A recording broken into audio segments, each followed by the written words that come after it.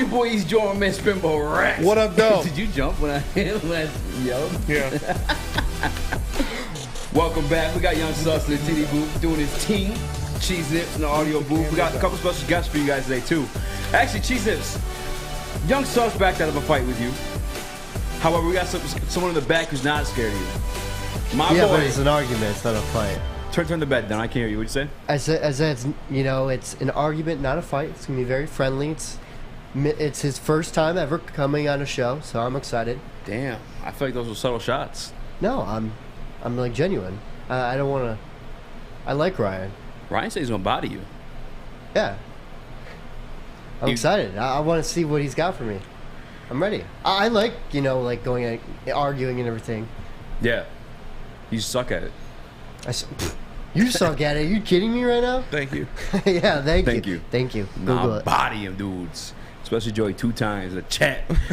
Boy, I just laugh at your comments.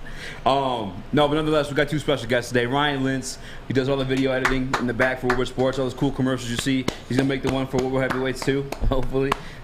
Fingers crossed. Probably clapping. He's not here yet. He's coming wide open. Ryan Lentz in the back is making his debut Woodward Sports appearance. He's going to body young Cheese Nips in the audio booth. They're talking about Austin Meadows. Ryan Lentz is pro Austin Meadows. Cheese Nips, obviously, the guy who called Conor McGregor a horrible actor before he even hit the silver screen. Dude, because he's gonna be. There's no way that guy's gonna be good. He looks like Austin Meadows. Who? Cheese Nips. Cheese Nips? You say he looked like Jake Jake Gyllenhaal a yesterday. little bit. All white people look alike, So, Dude, you are white. it's not what the fam says when I cruise the block. We got another special guest, a king, if you will, royalty. Everything king. Everything king. Everything king. From all Detroit sports, YouTube and Twitter. I saved his life at the day one training camp, by the way. Yeah, I seen that. And the glizzy. Yeah, and the glizzy. My man was eating a mac and cheese glizzy. Mac and cheese glizzy? We got mac and cheese glizzies. Ooh, that boy probably hits. Are you coming tomorrow? Yes. Training camp? Yeah? For sure, for sure? You mean my friend who has the tickets? Yes. Yes. He's my friend now, too, okay? You never even met him. I think I met him one time at the draft party. Yeah, that's true. And he had a freshly shaven mustache, so I was kind of disappointed. How many days in a row are you going to go to training camp? I don't think it's true. He hasn't shaved his face in like 10 years. Oh, well, maybe that wasn't that guy. How many days have I gone to training camp? How many are you going to go in a row? He didn't go yesterday. I've gone every day except for yesterday. Oh, you didn't go yesterday? Yeah. On the way there, Dan Campbell was doing his presser. He said no pads. I was like, eh. Yeah. Like, what are you really going to, what's there to observe? No Tomorrow, pads, though, is the season ticket holders only. Yeah, my boy got some tickets. So I'm hyped for that. But before we get too far into it, I do want to shout out Pops. It is my father's 70th birthday now today. Now you can clap, guys. So now you can clap. Big Pop Raxter. You guys see him in here sometimes. He hops in the chat now and then. Happy birthday, Dad. I love you. I appreciate everything you've done for me in my life. Molded me to the man I am today. Wouldn't be here without you. I'll see you later. I'll grab a bottle of scotch on the way home. Proper 12 Irish whiskey. No. I got banged your mom, dude. Yeah, he did. A couple times. Hey, we got a good show for you guys, man. I can't wait for everything Keen getting here. I can't wait to see you get bodied by my man Ryan Lentz. Let's go. Another thing too, man, I want to talk about, speaking of fighting, there's a fight in training camp. 2 of them, actually. Couple fights, 3. It was almost 3. Godwin. Could have been 4 if Chris accepted. Yeah, it's true. Could have been 4. It would have been tomorrow. No, it would have been last week. Yeah, it would have been last week. Yeah. 100%. Other than that, this sparked debate during BDE in the chat. They actually shot Joey 2 times. It kind of sparked from you. What's a big concern for you on this defensive side of the football for Detroit Lions? Is it the cornerbacks in the secondary, or is it linebacking? We'll get to that one. I ain't gonna give you my answer right now, but I got it. Another thing too, I don't know if this has come out yet, but and I don't know how much you want to look into this because it is just the first week of training camp. But Will Harris today has been taking second cornerback reps over Jeff Okudah. Dun, dun, dun. Good. You said good. Thank you. Google it. Can't wait to get into that. And then another thing too, since we I take L's. I gotta shove this W in Owen's face. Cheese Nips. Is there a rumored Marvel movie coming out? Dude. I think you sent it in the chat yesterday. Can you remind us? It's How is that a W? Yeah, I don't know. Can you please explain to us why? No, that's you tell it. Let me know what movie's coming out. Eternals 2. They're making a second one of that movie. That second one? Ratings-wise, one of the worst, if not the worst. I would have to double-check on that Marvel movie. Yeah, ever. I mean, you're incorrect on that, for sure. But, is it? Yeah, he is. Yeah. What's the worst, then? The worst, for sure, is Thor.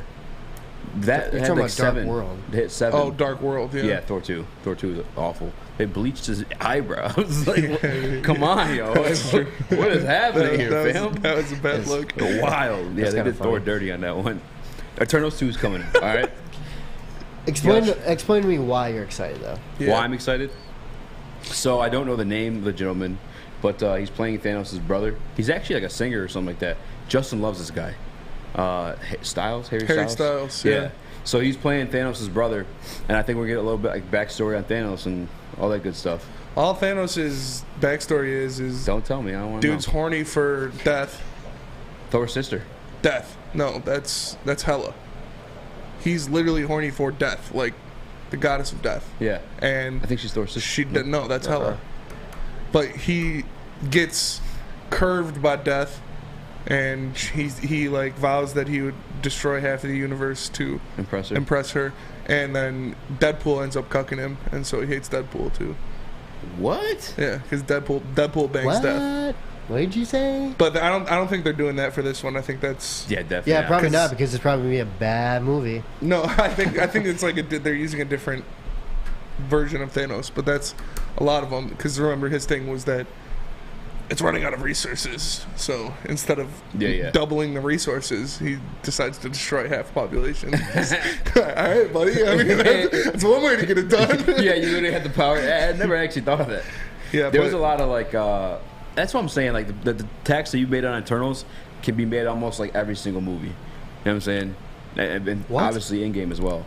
Like just a little like, oh, why would that happen when they could just do this, or like. And it's just the CGI fight scenes were awful. Yeah, you were out of that. Those were good. No, they weren't. The scenery in that movie were phenomenal. I'm not saying the movie itself is phenomenal. The scenery, like still screens, yeah, but like the fight scenes. What would you rate the movie out of 10? Watch when the fight scenes when the fast girl's fighting Robb Stark, awful. Like you could see this, like it looks so bad. I'll run it back, but I thought it was. I did not think it was bad, drunk, and obviously other people didn't think it was too. Intoxicated because they brought back Eternals in the sequel. So guess what, Owen? Honestly, you can suck it. Are you gonna see Eternals too? Hell yeah, Owen. Will I see it? Yes, just to shit on it. Honestly, like it's the same thing. If they made a sequel for Morbius, I would just see it. Just I haven't seen Morbius. It's so bad. It's Morbid time. So bad. It's that bad. It's Morbid time. Dude, I thought it was the best. Like even the actors making fun of it. Yeah, the memes out of that were hilarious. Dude, the funny story, real quick. My friend, who he thought the trailer looked really good. Once I saw the reviews came out, I was like, no way, we're seeing this. He begged me. He's like, we're going opening night. We're like the only ones in the theater. And we see this shitty-ass movie where nothing happens in it. Did he think it was good? No, he thought it was awful, too. Okay. Yeah. Well, that's good at least. But at least we like joke about it all the time. It's Morbid time. So we also have a question that was brought up in Lions training camp. Apparently, like, made some waves in the Lions front office. No pun intended. What would you rather be stuck in? I don't know if it was be stuck in or explore. What's scarier? What's scarier? The deep ocean or deep space? What is scarier? Sus, you go first. You've been quiet all day. Like 10 minutes. It's gotta be space. It's gotta be space. Yeah. Like the ocean is crazy, but space is a whole nother thing. Like you're just in a void of emptiness, and maybe you get sucked into like a star that will just like burn you alive. Like I mean, obviously you're dying either one, but I just feel like space is way scarier than like a dark ocean with some killers down there. So I gotta circle the block. Yeah, circle the ocean block. Before I go circle the deep Milky Way ocean. for ops. That's what I do. I do that every day. That's what I do before I come in here. That's why I'm over here for I'll tell you what. Chris going around Woodward. Yeah, that's why he was so wet when he walked in today, because he circled the block a couple times. Dude, there's no way any grown man gets that wet from rain.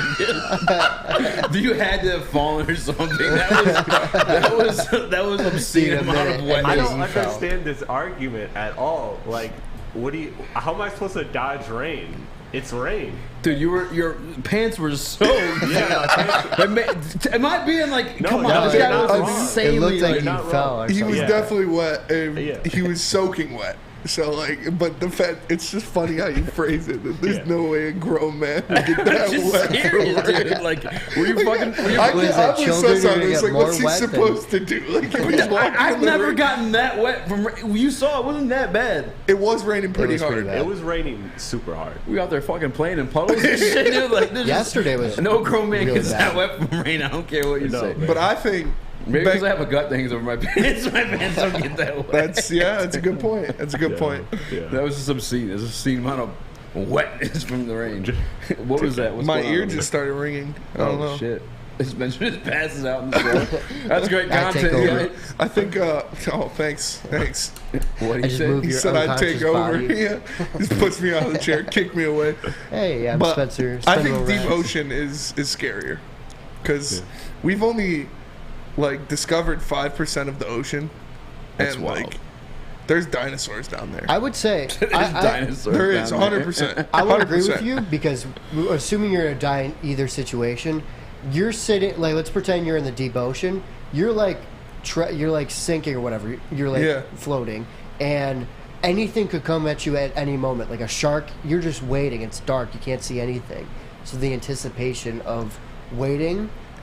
And it's a lot more likely for you to end up in deep ocean than deep space. Well, yeah. That's fair. Like I've been to the ocean 5-6 times in my life. I've never been to space. Well, yeah. So it's more of a rational fear. And like, I think killer whales are one of the scariest things on the planet because they're like super intelligent Giant. and they're giant and they Did you hunt see sharks. that one video of the boat of the two girls got like Yeah. eaten or whatever? Oh no. Yeah, it was like they were recording, and all of a sudden, killer whale comes up. It wasn't able to get them because like the boat like was in between its jaws, so Yeah. they were able to escape, I believe. There will be a time period where killer whales are the apex predator in the world. I guarantee it. Wow, once that's a like hot take. Oh, that's once alright. like the world floods and it's like Wow, it's dark. As human society has ended, like killer whales are the Hunger apex. Games, They'll be the apex predators. But dolphins. Dolphins are pretty smart. killer whales, dude. Dude, dolphins. They're giant dolphins with Dolphins razor are sharp teeth. rapey. Like that's Dude, a, dolphins, wait, dolphins dolphins do are quicker though. like are we allowed to say that? Like dolphins Rape force people. sex. Yeah. Yeah. They have Dolphins rape like humans. 4-foot long penises that retract inside their bodies, and they can use them like an elephant's Right. trunk. Like they can like Wait, wrap. really? So- yeah, they can like wrap them around stuff, and they are. It's dolphins, humans, and emperor penguins are the only mammals that mate for like pleasure, like outside of just mating to reproduce. They are the Oh, only yeah. mammals that mate for pleasure. Are you serious? Yeah, dolphins, humans, and emperor penguins. How do you? Google it. Google it. Literally, like yeah, I've googled it before. But yeah, there are cases. Could you of, like- imagine if you could Like, yeah, I got saved by a dolphin, and then you get pulled underwater, he's getting raped and then you dropped. Like that's the thing. It's like like a bukkake kind of drown? Like- That's a horrible. it's death. messed up. It's messed up. Dolphins are fucked up creatures, but Oh, wow. still, killer whales are just giant dolphins with razor sharp teeth. But And there's dolphins are quicker.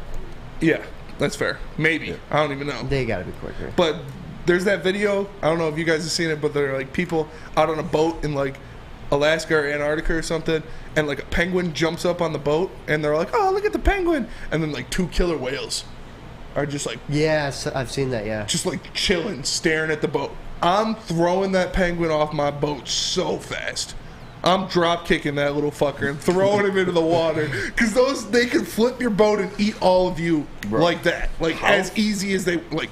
I'm throwing that penguin in the water. You throwing, like me picturing you throwing a penguin's the funniest shit. I imagine all day. Just like, How much do penguins I just weigh? feel like you're like bear hugging it to pick it up. Like No, it was like a little penguin. I could grab it by the neck and just toss it in the water. I was expecting like a full-grown penguin. Yeah, it'd be funnier that way. No, but yeah, I'm not getting 12 pounds. You could throw that. Yeah, easily. You know what will protect you from penguin? What? Guardian alarm. Guardian alarms will protect you from penguins or killer whales. So if you have irrational fears like I do, make sure you get Guardian alarm, because Guardian alarm keeps you safe and gives you peace of mind. Whether you're at home or on the road, their 24/7 local monitoring makes sure what's important to you is safe. You can call 1-800-STAY-OUT. That's 1-800-STAY-OUT. One more time for all the killer whales trying to evade human civilization. 1-800-STAY-OUT. And let them know the Woodward Heavyweights sent you. We are the Woodward Heavyweights, and we'll be right back. Hi, my diamonds. It's Crystal with an X. You want to get hot and perfect like me? Here's my super easy routine. Drink at least a gallon of water before you wake up. Attach a weight to everything in your house. Hello? Sell your car and just sprint everywhere. Scream when you exhale. Don't follow Crystal with an X. Do your own thing at Planet Fitness with tons of equipment and free fitness training in our clean and spacious clubs. Join now for just $10 a month and cancel anytime. It's a great day to get some Centron in your life. Okay. There it is. Centron, here we go. Gotta grab the cranberry. Oh wait, it's 2 for $4. Gotta double up with the classic as well. Centron World, baby. Centron, available at select Krogers, and if you wanna know how, go to @CentronWorld.com. You get dope like me. You know what? Why wait?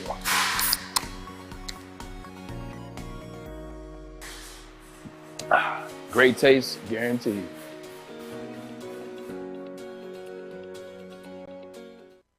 What's going on, everybody? It is Spencer for Big Frog in Novi, and right now you can get a free Woodward Sports t-shirt. That's right, a free Woodward Sports t-shirt. I don't even have one of those.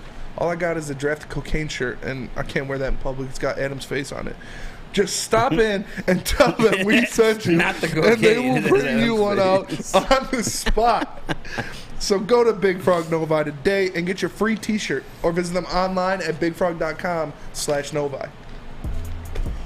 What up, though? Welcome back to the Woodward Heavyweights. I'm your boy Eazy, Drum Man, Spin Mo Rex. What up, though? Young Sus in the TD booth, and Owen on the ones and twos in the audio booth. And we're talking about fights, you know what I'm saying? We actually got a lot of fight stuff in the prep today. We do, yeah. A little fight show we got going on, A little bit of a fight show. But we do want to talk about the Detroit Lions, obviously, Detroit Sports Network. And there was a fight today in training camp, Spinny. Two of them, yeah. The first one. Okay, first one was Austin Bryant. It was initially another lineman. Dan Skipper. Yes, Skipper, but then it alternated to Logan Steinberg, and Steinberg went nuts. Yeah, he went crazy, bro. I heard he was like running around. I heard he threw his helmet. So I don't know if it was Sheila or a coach, but like she was fighting Sheila. Dude, someone small, like a small human, almost was like, dude, it was scary. He was. Dude, he's a monster. He's a human being. Yeah. And he takes this guy's helmet. I can't see from like the pile, but he just comes off and he just swings off this helmet, and he's just like a murderous rampage. And luckily he got broken up. But there was definitely a smaller human in between there somewhere. I don't know if it was Sheila. If it's Sheila, he's not at practice tomorrow, guaranteed. 100%. Yeah. 100%. This probably wasn't Sheila. That's because he was in the very next snap. Yeah. So no, he definitely wasn't Who Sheila. would you rather fight, Austin Bryant or Dan Skipper? So I didn't get to see what Skipper. Austin Bryant threw a sneak.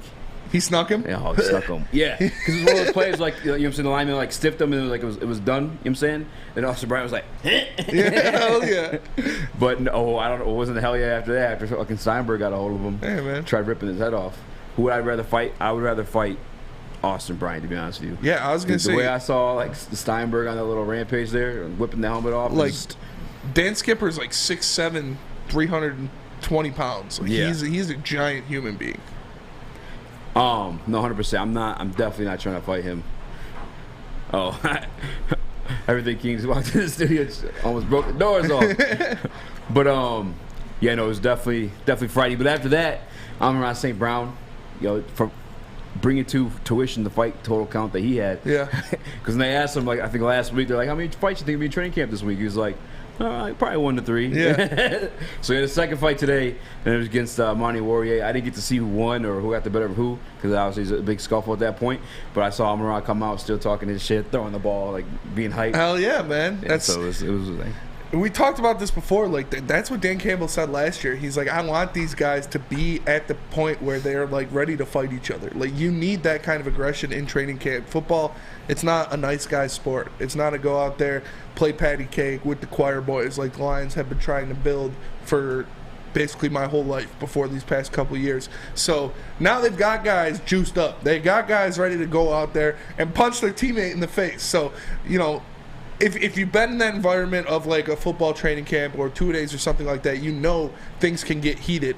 And I'm sure, you know, after practice, they were laughing about it. They were talking crap. There's no bad blood between these guys. They know what they are.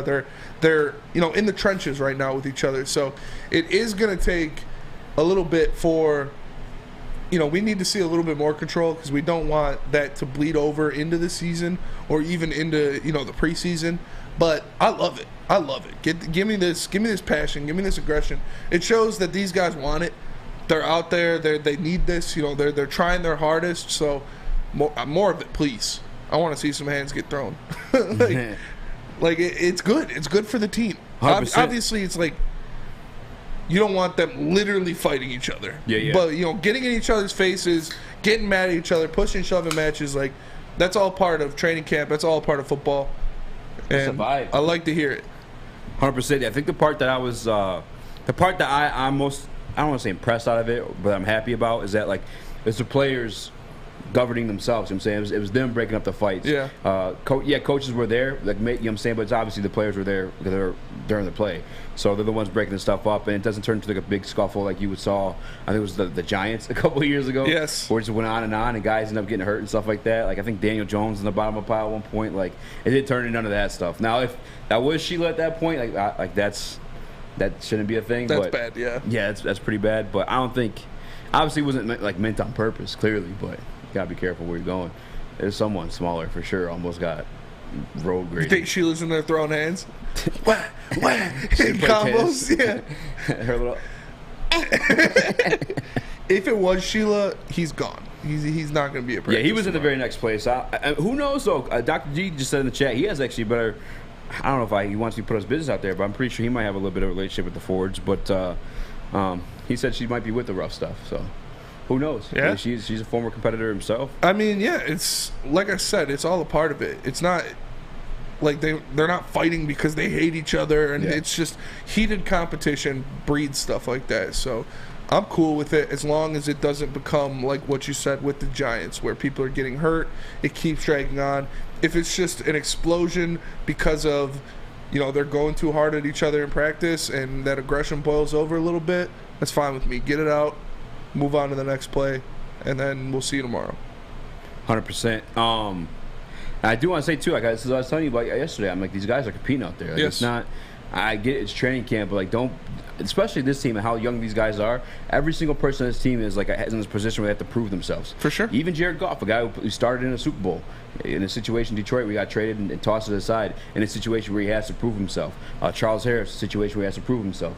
Amon-Ra St. Brown, probably the guy who maybe doesn't, but he still does. It's just his second year. You know what I'm saying? There's still a lot to him to strive for. Like this entire team, this entire roster, hungry. You know what I'm saying? So like it's everybody's competitive, every rep, and I'm loving it, man.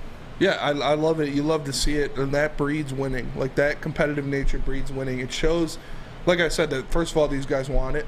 They want to be the best. They want to put their best product out there at all times, and then it shows that the other guys are like, they're not about to take it. Like, we're not about to take this crap from you. We're going to go out there and we're going to punch you in the mouth. And if you don't like it, then stop us. So I think it's great. And again, it's Dan Campbell wants that kind of aggression. He wants his team to play with fuel like that. So it's good. Like I said, it's good for the team to get into things like that as long as it doesn't turn into something that happens every day, or something that boils over and dudes are actually out there throwing hands because they're mad at each other. Like if it's, like I said, if it's just a crime of passion or just, you know, the over aggressive, they're going too hard on the reps, then it is what it is. But if they're actually throwing punches because they're mad at each other and they're trying to injure somebody, that's when it's not okay. Yeah, Godwin and Dubuque. I don't know if I did that one right. Him and Jamar Jefferson almost went at too, but they were just, they stayed locked in a little bit. Then after, I think. Were they fighting over who's going to be third-string running back? Jamar Jefferson looks nice. Yeah. Jamar Jefferson looking nice. Dan Campbell said he's one of the guys that took the biggest step from last year. 100%. Everything outside of, I'd say, the pass game, he's been. Running the football, the guy's phenomenal. I told you the one-on-one drills cooked everybody. Yeah. Every time he's getting an opportunity with the ball, running it, he's been looking well too. So I love it, and this is definitely the environment these coaches want, man. Deuce Staley, man, you hear him out there.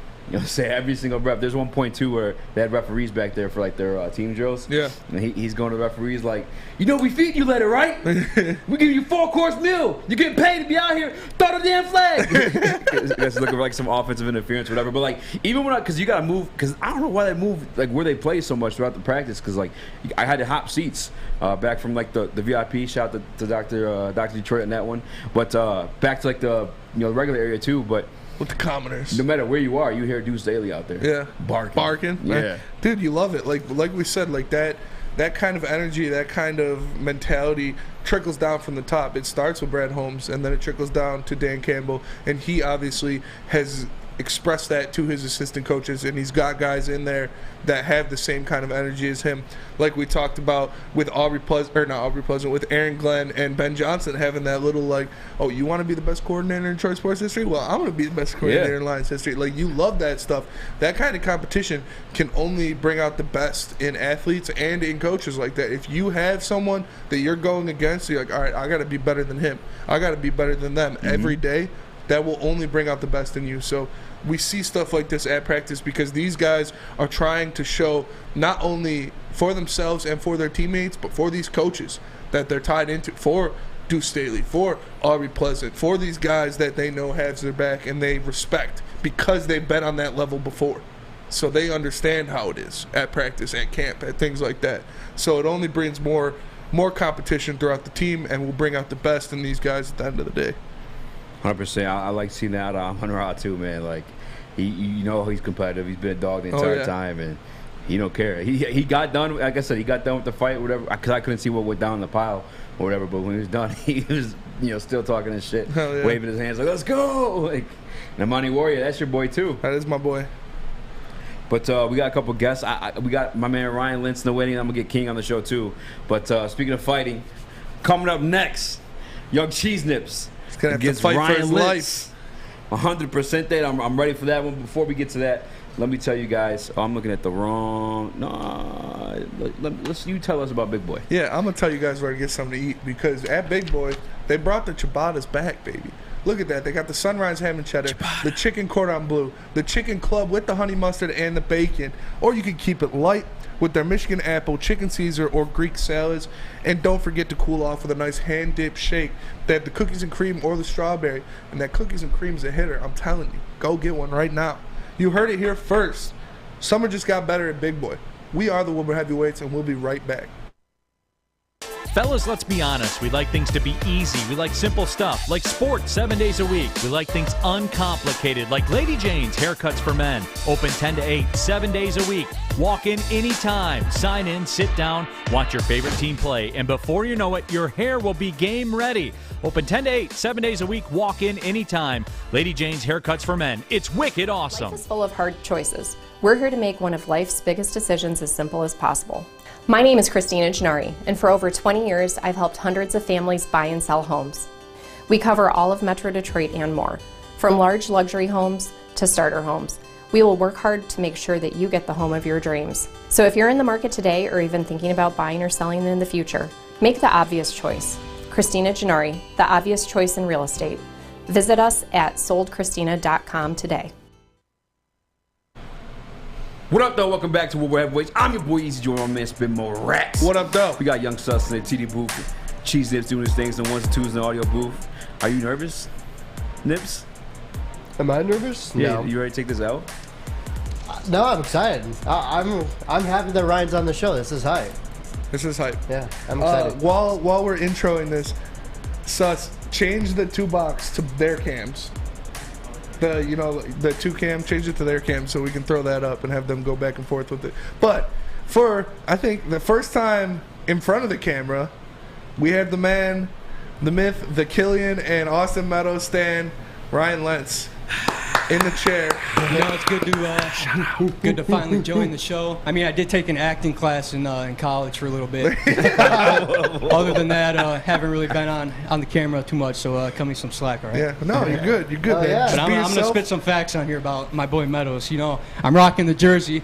I'll get a little lower. You guys see that? Lower. We always see your ass. You You gotta get way lower. Yeah, dude. Let me see. There you go. There we go. Some hot There girl we go. knees. Had to rock the jersey. One of the But, only. Had to put it on. I mean, I'm ready. So you're ready. As we know, this was kind of a hot button topic. At the beginning of the year, they made this trade because Riley Green got injured. So they traded Isaac Paredes to the Tampa Bay Rays for Austin Meadows, who Correct. was a great player for a couple years Yes, in he was. Tampa. Great or good? Great. Okay. Great. Like he had some great I'd numbers. say So pretty good, yeah. All-star. He went out there and he succeeded at first. He was doing well. He was hitting 300 for a while, but he had some injuries that plagued his season, and we haven't seen him back in the lineup since. But you both feel very differently about this man, Austin Meadows. I'm gonna let you go first, Yeah, Ryan. Ryan, go first. Okay, and so build the Kind of case. state your case, yeah. All right, so my whole narrative when we made the trade, everyone was down with it, right? 100%. Everyone agreed with it. Yes. Paredes, he didn't do anything when he was in Detroit for his 2 years, like literally terrible numbers. So as the season went along, Paredes obviously he had that streak where he hit pretty well, right? And then Meadows obviously got injured, so I don't know. I just don't get the whole narrative of why we're dogging Meadows when Paredes, his current numbers are absolutely terrible. Yeah. And I mean, we can go into the numbers, but just the whole fact of how he's still getting dogged on for getting injured, you can't really control that. So fair. I guess we'll just keep the conversation going, and then I'll start spitting out some numbers. And Ooh, okay. we'll There see. you go. So Nips, what do you got? Well, I was going to say, I wanted to expand a little bit on, I guess, more than the numbers, because we talked about the injuries and everything, and vertical, that sucks. Like, no, you can't do anything about that, right? Yes.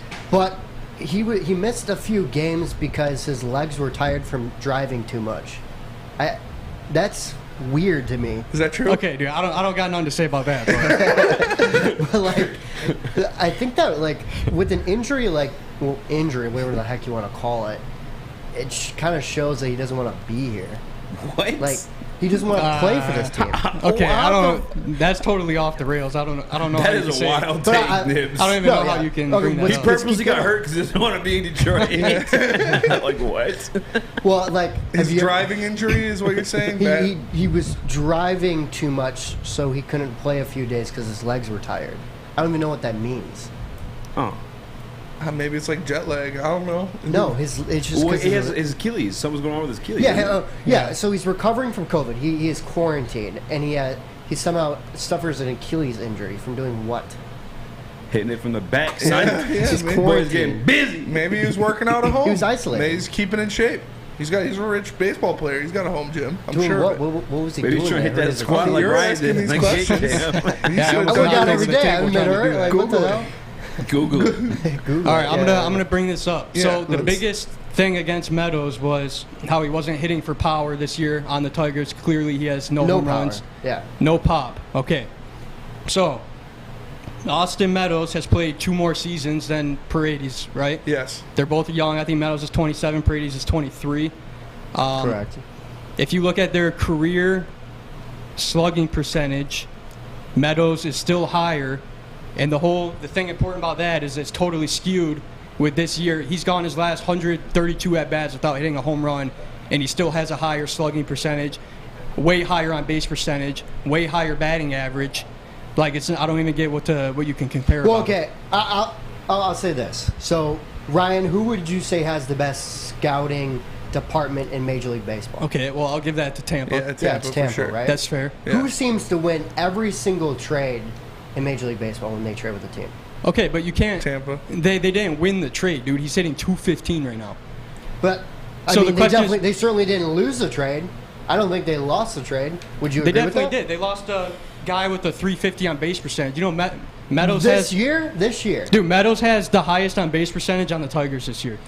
Because they're awful at hitting. Okay, I get that, but that's he still no has the statement highest. whatsoever. Yeah. You But can't to trade say, him for- best in the team. So- when your team's awful, the worst hitting team in Major League Baseball right now. Yeah, I'm not arguing that the Tigers have been good all year. They haven't been good. I'm arguing that the Meadows trade was good, and it will be good for the Tigers in the future because Paredes is a bum, and he hit. Dude, hang on. Get a chat, Sus. I mean, get a poll going, Sus. Let me pull this up. In his 200, okay, so Austin Meadows had 143 plate appearances on the Tigers this year, right? Yes. And he's hitting 250 with a 347 on base percentage. And pretty Paredes, 2 years in Detroit, he has 185 at-bats, actually 193. Batting average of 214, and his on-base percentage was 280. See, but you're talking about the past. Like 280 is unreal, dude. That's so bad. Eazy has a 1.6 WAR. Austin Meadows has a 0.7. Like we can keep going back and forth, like with these when like there's a stat but for each dude, stat. Stats matter in baseball. That's like, right. Yeah, it's such a right. statistical game. Like wins above replacement this year, Eazy is better, and like Okay, because he hasn't been playing all year. but like when Austin Meadows was playing, he was only worth 0.7 wins above replacement. I brought this up under a win above replacement. Is that compared to outfield or just strictly we're right talking, field? Like, that's or? just like Yeah, but like when wins you above get subbed replacement, in. like he, Right. I don't know if the wins above replacement goes for the entirety of the outfield, like because Esox will obviously just be third base or just be, I don't know what he was playing in Tampa, third or second, I'm sure, or third or short. So it'll just be going. Well, against Tampa those. wanted to move him because they wanted a younger guy to replace him. They thought the best of his career was over. Austin Meadows. Yeah, that's why they traded him. And we dude, haven't seen I think a reason. I think Listen. we traded for Austin Meadows. I don't get how he had one of his.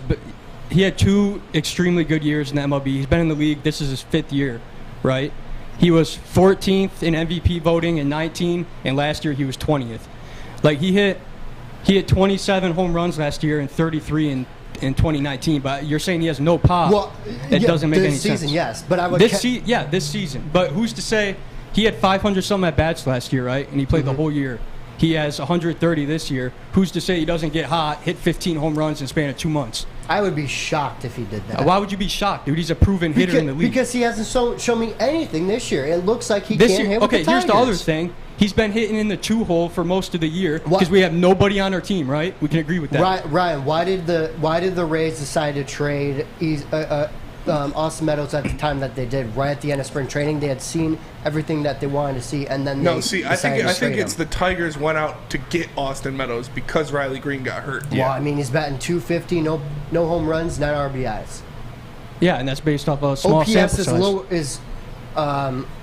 What was it? OPS .765 this year for Eazy. OPS 6.7 or .675 for Austin. So you're telling me if Meadows was healthy right now, hitting 250, let's say he was hitting like 260 right now, had 10 home runs if he's been healthy all year, would you take him over Paredes? How? I think he would, but just I wouldn't didn't have see hit anything. any home runs He this year? didn't show me anything when he was actually healthy. You think he just wouldn't have hit any home runs this year? Shit. I mean, you look at Baez. No, a great example, Javi Baez. Yeah. A guy that comes into this year who had a ton of pop, with Chicago constantly hitting close to 30 home runs a year. Where's that pop? And he's got 10. He leads the team. Yeah, the team that's the worst in Major League Baseball. Yeah. That had like the least amount of home runs in Major League Baseball. Yeah. Aaron Judge is pushing to beat the Detroit Tigers in home runs. Yeah. Jesus. I mean, like, God damn. not really. But he's like 20 away. But like 20 that's away from insane. beating us? That's Yeah. one 20 person. under? Yeah. Oh. But yeah, no, it's still. I agree with you. Yeah, it's fucked up that they can't hit home runs. But I think Meadows would have found his stroke eventually. And I mean, he's a proven. Listen, Yeah. he's a proven player in the league. Yeah. I know Neil said on Big D yesterday. I'm gonna call him out, but he was totally contradicting himself because I think he was on your guys' side for the whole Meadows thing. But he was saying how why would we trade Tarek Skubal for a non-proven player? And then I related that back to the Meadows thing because he said, why would we get rid of our proven player and Tarek Skubal for someone that could be good? Yeah. So it's like, I don't get the whole argument because Meadows is a proven player. He's been an all-star. He's finished top 20 MVP voting twice. Yeah. I would say, okay. And Paredes is hitting 215 right now. Right. And he's hit 1 home run in the last month. Honestly, neither of the guys have been good, but I'm just saying. But I don't he think hasn't been bad. Austin Meadows is not going to return the MVP form. I don't. How? Last year he had 27 home runs and over 100 I'll RBIs. tell you why. Because Tampa Bay, this is what they do. They see there's some stat, something that they've seen that we don't know, that the two of us aren't looking at, and they'll trade him. And then that guy won't even come close to performing. They've done it many, many times. They do that. Whether it be Blake Snell, Chris Archer, they ripped off Pittsburgh. They do with pitchers a lot to get Austin Meadows, and then they'll flip him. That's how it works. So keep a guy in their system 3-4 years, and even when they're having a great season, after the year's over, they'll just trade him, and then they won't do as well. It's like Tampa Bay has something that we don't know. That's why they're the best scouting department, and I believe they saw something, whether it be health-wise, numbers-wise, or just in general, something that they saw in Austin Meadows at spring training that they said, we're going to move on from this guy. Yeah, and which concerns me. They wanted to give up a dude with 27 homers and over 100 RBIs. But they've done this before. Like, this is not for the what? first time. Dude, he's hitting 215 with a 290 on base percentage. With who? Like, I know they do it with pitchers a lot, but are there other position players that you can? I would have to go look, but yeah, they've done it before. Yes, they did it with Ramos as well when he was an all-star catcher. We got to pay some bills, guys. Yeah. That was entertaining. That was good. But we were MMA fans, so I got to go around the room with judges real quick, all right? Yeah. Sauce, I'm going to let you go first as a non-biased person because you're not a baseball guy. Purely off debate, who won that just now? Oh, it's got to be Owen. It's got to be Owen. What did he say? I couldn't hear him. He said it's got to be Owen. Owen? Dude, I'm spitting numbers over here. I don't even know what he's saying. Yeah, but Owen's point made like he's scared Owen's gonna beat him up if he picks you. Chill on me. But he just made sense of it when he pointed out that there is a history of the team doing this, and I related that to other sports that I've seen. There are GMs that do those kinds of moves, and the point that really hammered it home, the one stat that Owen did bring to it was that he's the best hitter on the worst hitting team. And it's like, what is the real value in that? It's like Blake Griffin. But he's right? Dude. No. Blake Griffin got 50-point triple doubles. All right, let's get Spinny on the cam. Who won the debate? I'm going with Lentz because, first of all, I agree that Austin Meadows is a better player than Isaac Paredes, but like Owen used like superstitions in his argument, like, oh, the Rays always do that. That doesn't mean they're going to hit every single time. I know, I understand, but it's still like, oh, the Rays always do that. They always win trades. But Lentz pumped out numbers. But you're telling me they're looking at Paredes right now, and they're like, yeah, dude, we're happy with this dude hitting 215. No, he looked at numbers this year. He's looking at past numbers. He's looking at his average. His OPS is better. And on-base percentage? OPS is better. The OPS is better. Is slugging percentage? Ryan, come here. Slugging percentage is better for Isaac. Come here. Is it? Up there? Yeah. Yeah. Oh, yeah. How can you slug better? You have 9 RBIs. Yeah. It was like 0.3 better or something like that. Let me look. 2 Caleb. What are we doing? Your winner by majority decision, Lentz! 1 for 1. 1 for 1. Yeah. Shout out. Cheese Nips is now 1 for 2. All right, let's pay some bills. Let's pay some bills. What's the one I won? I gotta tell you guys about the Academy Award. The second one you said was 1 for 2. Yeah, you're 1 for 2. You beat Sus in the fight, and then you won. 500. Or you lost this one. All right, man. Let's pay this goddamn bill. Pay these bills. All right. The Academy Award, all right? It's a brand new state-of-the-art sports zone field house that's a regulation basketball court, a volleyball court, soccer field, and also 7-on-7 football. They have K-8 features such as AM and PM latchkey, small classroom sizes, learning street, futuristic media center, free breakfast and lunch. You know the heavyweights there for that one. Free breakfast and lunch, Houghton Mifflin curriculum, academic games, K-8 athletics, and you guys can enroll today at theacademyaward.net. This is what we're heavyweights. We'll be right back. It took exploring 50 different formulas and hosting countless taste tests, but we believe Gypsy Vodka is the smoothest vodka on the market. Don't believe us? Ask the owners. We're Mike and Adam Kazanowski with High Five Spirits Distillery. We're in close to about 1,200 locations throughout Michigan. We wanted to create a brand that was geared more towards freedom, love, adventure, and at the end of the day, we really wanted to tell a story that inspired other people to take risks, follow their dreams, whatever that might be. Hey, it's Scott from the Woodward Bet Show. Finally, it's football time. Listen, we're fired up about it. We're going to talk about it at 4:30 of the Woodward Bets YouTube page. Hey, listen, you also got to get over to that app store and download oddstrader.com. It's got live scoring, play-by-play updates, and the best place to check all the odds at the sports books right in the palm of your hand. Hey, it's football day. Hall of Fame game tonight. Listen, if you're going to bet the preseason, just bet the under. That's all I'm looking at. oddstrader.com. Woodward Bets. Check it out. What up, though? Welcome back to Woodward Heavyweights. I'm your boy Eazy, joined by my man Spit More Rex. What up, though? We got Young Sus in the TD booth. The 1-1 or 1-2 for Cheese Nips? 1-2. 1-2. Well, 1-1. 1-4-2. He's 1-1. Yeah, Okay, 1-1. Yeah. 1-1. Yeah. How you feeling?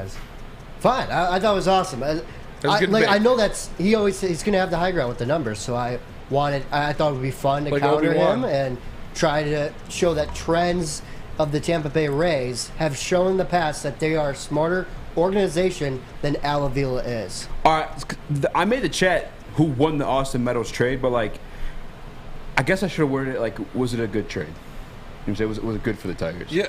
But I agree with some people in the chat. It is August. Who the hell wants to talk baseball? You know what I'm saying? So we're going to move on because we got another special guest in the building. Ryan Lenz went back there, immediately hopped in the chat. Love you, Ryan. That's my guy. I want to introduce royalty right now. Yes. My guy. Yes. Everything king in the Shout building. What's going on, Spence? Eazy. What's going on, man? What up, man? What's up, man? How are you? Doing good, man. Enjoying my teams right now here in the D. For sure. For Trying. sure. Yeah, Trying, yeah. I mean, most of them, they're easy to enjoy, but Yeah. not the Tigers. Yeah. Not the Tigers, that's for But you've damn been sure. at camp. You've been at training camp. I seen you there with the Eazy call. He saved the glizzy. I saw that video. It's, what are your like main impressions, takeaways from camp so far? Most importantly, the energy that's around training camp right now. The energy is really high. The players are in a good place right now. Dan Campbell, Aaron Glenn, and the rest of the coaching staff, they've done an excellent job. A really, really good job with those guys. Getting trust, Dan Campbell spoke about it. The players trust him. Then you go and you add more star potential in Hutchison, some of the players that we acquired in the draft. It's a beautiful thing to see. They're doing this thing the right way. I've never seen the Lions really build this thing correctly. Yeah. So it's all fresh and new, and it's a beautiful thing to watch. For sure. Real quick, I got to ask you, who are you more excited for, the Pistons or the Lions? Oh, that's tough. Why are you doing this to me, Eazy? I got to get your take, man. I know Spinnies, we talk about it every damn week. Yeah. Wait for one of the damn seasons to start already, but where you at with it? Currently, right now, edging out the Pistons. You see the bad boy shirt. Yes, sir. Like I said, I never expected us to get Cade Cunningham last year. I never expected us to have the #1 pick. So going out and getting another guy like Ivey, we turn around, we bring Duren, and plus already having guys like Sadiq Bey, Bagley on the roster. It's just more excitement. The Lions have a little bit more that they need to add. We're still in search for, solid spots at linebacker, things like that. We still need more studs on the Lions, so I'm in a better place with the Pistons right now. I think I'm with you. I'm with you too, because It's tough. Cade Cunningham is he's the solidified cornerstone. Like that guy, he's going to be here for hopefully 10, 15, 20 years, and you love that. You don't really have that on the Lions just yet. You're hoping that Jameson Williams or Aiden Hutchinson or one of those guys can become that. But on the other hand, like football, you could turn around in football like that. So, but I'm with you. I like what the Pistons are building more, and they got the youth movement. They all seem tied in, bought into the city. So I gotta love that. 100%. We about to say something, Key? No, I totally agree. Football, you can go from worst to first much easier. Yeah. Than taking the Pistons. Troy Weaver is doing this thing the correct way. He's taking his time. He's building it slowly, and I appreciate that a lot about him. I don't want to try to have success overnight and get something that's just a flash in the pan. But yeah, you can definitely turn it around a lot faster in the NFL. For sure. Yeah, I think I might honestly go Lions just because, like you said, it's easier to go from worst to first. Where I feel like I know for sure the Pistons are like another year away from playoffs. We're like Lions. I'm not saying it's gonna happen, but I think there's more of a chance there this year for sure. Yeah. Especially with this schedule. This schedule is Kate. Speaking of the Detroit Lions, though, there was a debate during your other show, Spinny, BDE, Big D energy, if you will, and spark from my guy Joey 2 times. Shout out to Joey 2 times in the chat if he's a real person. But we want to know what's a bigger concern on the defense for you with the Detroit Lions. This is one of the topics we have in the sheets. Is it the linebackers or the defensive backs in the secondary? Hands down, linebackers. Yeah. Like I said, we had undrafted guys, and we're pretty decent, last season. So, we went up against a few giants we were able to hold up. But, I mean, this is still a league where tight ends are just flourishing. Mm-hmm. And us not being able to cover anybody, especially across the middle, it's been killing us. And it's going to continue to do that. We still haven't added that stud, that leader, that guy in the middle, that can just control that second stage of that defense, man. And that's so important in the NFL. You have to have a solid linebacker core. Yes. I'm gonna agree. I'm gonna go linebackers as well because, yeah, we like Malcolm Rodriguez. We've been hyping. This is the founding of the hype train of Malcolm Rodriguez. So, but he's still an unproven rookie. Unproven rookie. So we hope he can go in there and be an asset. But at the very least, we know what we have in Amani Omoruyi. Like, we know what he can go out there and do, and he's just getting to be, like, that good. Like, he's only going to get better from here. So we have that, and we've seen what Aubrey Pleasant can do with unrestricted free agents, with rookie guys, bringing in Jerry Jacobs, having him look like a stud for a little bit, having Melifonwu play well while he's out there, having Chris Harris go from safety to Will Harris, go from safety to cornerback and have him look well. So I think, again, the linebackers is our weakest position on the team, and that is something that is, I think that's the biggest hole in this defense, because we don't have at least one guy that is solidified yet. Like in the defensive backfield, we at least have Tracy Walker and Amani Omoruyi that we can be like, all right, we can count on those two guys for sure. So I'm actually gonna go the opposite way with this one. What? No. The only reason why is, like, I look at, like, the championship team from last year and the LA Rams, and then even the Bengals too, who they played, even going to, like, the AFC Championship. I can't name a stud linebacker. I'm saying that was a piece of that. I'm saying that was a major part of any of those situations. I mean, Fred Warner. I mean, for the Niners. For the Niners, exactly. That's the only one. So, like, that's one out of 4. Yeah. You know what I'm saying? Like, I feel like, and we've had this conversation with Scott Bischoff too, I feel like the linebacker position in the modern day NFL is kind of like going away in terms of importance. Like, you used to need that Chris Spielman, Ray Lewis back there. They used to be like the quarterbacks of the defense, I'm saying, calling out the plays and changes and calls and stuff like that. Now, it's in the Detroit Lions defense specifically, it's the safeties that are doing that. And for me, I think I'm going to lean more towards, like, the secondary with a little bit my concerns. Just like watching a little bit of camp too. What some of this could be, like, I think we're all in agreement, like, the receiving core this year is, like, a lot more of a hell of a room than it was last year. 100%. So it could be, dogs being dogs and just, making these guys look bad. But, like, throughout practice and just, again, the importance of the position, I feel like linebacker, like, you can get by with, like, okay guys. I'm saying, like, just because of, again, just going off of, like, championship resumes or like the teams last year even. That's the only reason why, like, secondary is a little bit more of a concern for me. And, again, just going off what I've seen, like, today, Deshaun Elliott was getting got a little bit, Yeah. but again, that's just camp and one-on-one drills too. Like, I don't really want to go too hard on guys in one-on-one drills. That's tough. Right. Outside cornerbacks, like safeties, I give them a break. The cornerbacks, like, you're usually lined up that close and doing what you got to do. But for me, I'm going with the secondary, a little bit more of my concern. But I'm hoping that Glenn can turn around because you think it's more of important. Yeah, like you understand, or you'll admit that the secondary we have is more skilled than the linebacker room. Yeah, I mean, it's a bigger core too. Like, the linebacker is really. But like per capita, like I said, like, we have two guys that are like, all right, they're good. We know them. Like, with Omoruyi and Tracy Walker. But with the linebacking core, it's like, we think Anzalone can be a starter somewhere, but even that, he's not the greatest. Yeah.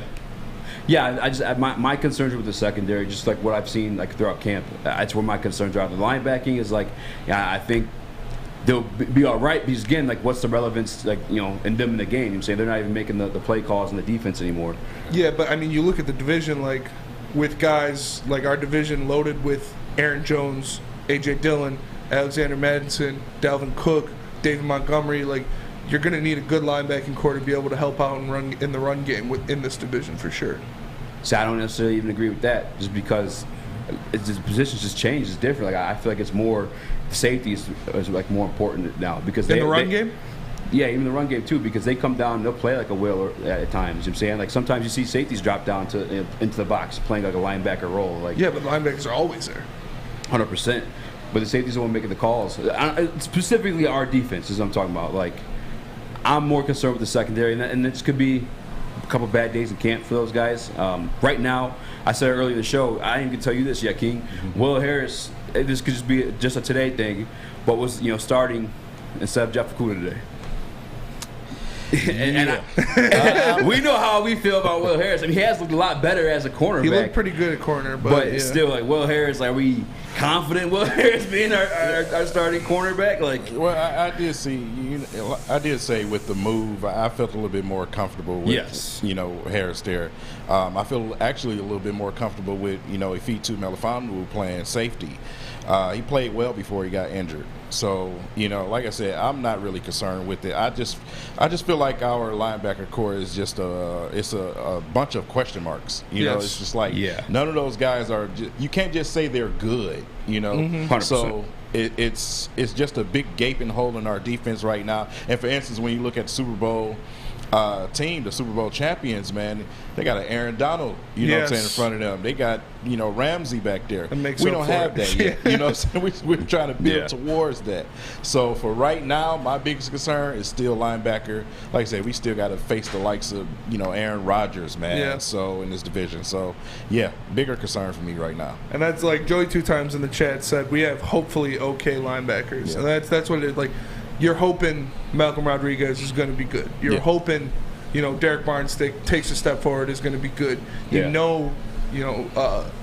Alex Anzalone he's all right. He's nothing special, but like if you need him out there, he'll be out there. He'll make some tackles. But I don't want. And a great team, Alex Anzalone isn't your starting linebacker. Yeah, that's what I'm saying. Like I think he's an okay guy. Malcolm. His read and react has been nasty, man. Yeah. You were there day one. He made one play in the backfield. The 1v1s didn't look too nice. Oh, you're making some faces. No, just go ahead. You come on, man. No, I was just sitting here smirking at the Anzalone thing. We're in shambles, dude. At linebacker, there's a lot of mistakes. We have 75 linebackers on our team, and none of them are just good enough. Yeah. You know what I'm saying? So it's just like. That tickled me, man. I was smirking when he said that. I'm not the biggest fan of Alex Anzalone. I mean, he made some tackles. I'll give him that. He made some tackles, but I don't want him to be a starting player on my team. On a good team, he's not a starting player. But we got to pay some bills, and we will be back with some more of that secondary talk, some more of that Will Harris taking Jeff Okudah's spot talk, possibly. But if you want to make sure your spot doesn't get taken and you want to work out and get the best shape of your life, the only place you can do it is Planet Fitness. Because as you can see, I always do the wrong hand. We broadcast live from the Planet Fitness studios in Birmingham. And right now, for just $0 down and $10 a month, you can get a Planet Fitness membership.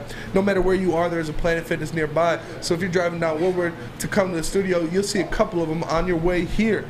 You can join in club or online at planetfitness.com. They are home of the No Judgment Zone, and it's Planet Fitness where your fitness is essential. We are the Woodward Heavyweights, and we'll be right back. At work and at home, we're there with smarter security solutions.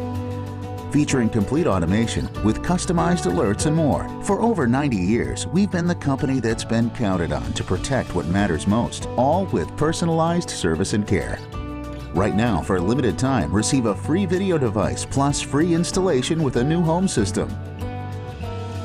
Guardian Alarm. We protect Michigan. When you need apparel, there's only one place to go. Big Frog in Novi. With no setup fees, no artwork fees, no minimum, and a 24-hour turnaround, you can have your whole team outfitted in no time. Embroidery, direct-to-garment, vinyl, and screen printing, Big Frog has it all in all the styles you want. So whether it's a sports team, fundraiser, school event, or corporate needs, Big Frog is your one-stop destination. Visit bigfrog.com/Novi or call 844-4-BIG-FROG. Our friends at Alt Equipment know that when it comes to getting your job completed and on budget and on schedule, uptime matters. That's why Alt Equipment is partnered with the biggest names in construction. With the most diverse rental fleet in Michigan, there's nothing your project can throw you that Alta can't handle. Give them a call today, 844. Go to Alta today. Alta Equipment, where uptime matters. What up, though? Welcome back to What We're Heavyweights. Matters. I'm your boy Eazy, join my man Spin More Racks. What up, though? Young Sus to the TD booth and Cheese Nips on the ones and twos in the audio booth doing his team. But we have royalty in the building, as I said before. My guy, Everything King. Shout out. Thank you for We're joining not us, worthy. man. We're not worthy. Before we went to break, we were talking about, what's a bigger concern for you, the secondary or the linebacking core. And I'm with you guys as you probably say you point to some names in the line or the secondary that are more formidable than the linebacking core, but we need those guys to absolutely perform versus the linebacker core, and that's why it's more essential for the secondary. Exactly. Yeah. It's more essential to success than the linebacking core, in my opinion. But nonetheless, I can agree with that. Yeah. Give or take, but there is some moving around going in the secondary, some position battling, and then one has to do with the guy that we all been kind of rooting for. I know he hasn't had the greatest showing since he's been in Detroit, but it's due to coaching, injuries, performance, and that's Jeff Okudah battling 1v1 for that CB2 slot against Will fucking Harris of all people. Which is wild to me. It's wild that it's almost comforting that he is in that position. King, what is your what's going on, man? It feels it's a weird conversation to have. It's odd to even have to talk about this. Yeah, you know, it is. Jeff Okudah. This is the year for you. You know, this is 10 games played so far in your career. I mean, it's showtime. Mm-hmm. It's either show up this year or we got to send you packing. For you sure. know, it's no more chances. I know position switches can, change things for people. Will Harris going to where he is. For instance, we had Quandre Diggs. We moved to safety, and that worked out well for him. Yeah. So I miss Quandre. maybe a better position for him. But from what I've seen at training camp with Okudah, just seems like he's not as snappy as far as swinging his hips out of those breaks. I don't know if we just got to wait for the speed to catch back up. He needs some live play, some time to, really get things back going. But right now, to be battling with Will Harris is just not a good look. It's not a good for a number 3 overall pick for this guy who was the best cornerback in the nation. That's what I don't get. He's got the intangibles, he's got the athleticism, he's got the speed, he's got the size. We saw what Aubrey Pleasant and Aaron Glenn could do with guys who don't have that, guys who don't have that first round number 3 pick caliber, size and athleticism. He made them competent, if not like Jerry Jacobs was good last year. I like Jerry Jacobs. And if you can't do it with Okudah, that says something. And it's not good what it says. This guy is in the we gave him the slack on, he was in the shit Trisha defense. He was out there on an island by himself, going up against wide receiver ones. So all right, we'll give him slack on that. He got hurt last year, so all right, we'll give him a slack on that. Like you said, King, this is the year. You gotta show us. You gotta show up and show out, man. Yeah. It's a little bit different. Say for instance, we got the Pistons fans with the Killian Hayes situation. This is a little bit different. For sure. NFL, you got to get it together quick, man. They'll move on from you real fast. Yeah. So you got to show some type of production this season. This is go season. It's go time. It's no excuses. You're healthy. So, like I said, I'll give you time. You're coming off of extreme injury. I'll give you some time. But if we can't get some type of production, if you're not even at least a top 15 quarterback in this league, it's going to be a problem. For sure going to be a problem. And I got a couple of my friends that are the biggest Okudah haters on the planet Earth. And so I don't want them to win. Just because I like the kid. I think he, like I said, he has the intangibles. I don't like where we drafted him. Obviously, I wanted a quarterback there. I was a Tua guy. Yeah. But Justin Herbert, looking back at that, that hurts my heart a lot. We could have Justin Herbert on this team right now. But you got to think he can at least be cornerback 2, because coming out of camp last year, he was cornerback 1. He won that position in camp. He looked good in camp. And then he got, his jockstrap taken from him by Deebo Samuel, and then he got injured, so it kind of hurts. But man, like, Will Harris getting the number 2 reps over you, if that doesn't light a fire in him, I'm gonna be at camp tomorrow, and I expect him to be flying around making plays, because that's got to be some kind of disrespect. And that's what this could be. Yeah. It could be something to just put some fire up on him and say, hey, man, listen, we need you to go a little bit harder. We need a little bit more out of you. Sometimes coaches have ways of motivating players. Yeah. We've seen it with, for instance, Killian Hayes, where he got put to the bench for a certain amount of time before Dwayne Casey decided to bring him back out there. Hey, you got to be aggressive, get to the basket, attack. So, it could be strategy. Hopefully, we're reading a little bit more into what it is. Yes. It is training camp. But, yeah, it's go time for Jeff Okudah. For sure. 100%. One of the reasons it does concern me is, I have faith in this coaching staff.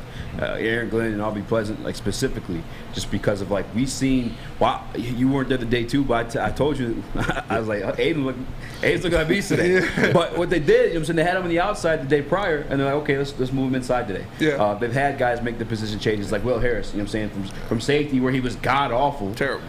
To cornerback, you're like, damn, is that Will Harris? Actually playing decent at cornerback? Yeah, you know what I'm saying? They're even Godwin Igwebuike, we say he was a secondary guy. They changed him to a running back.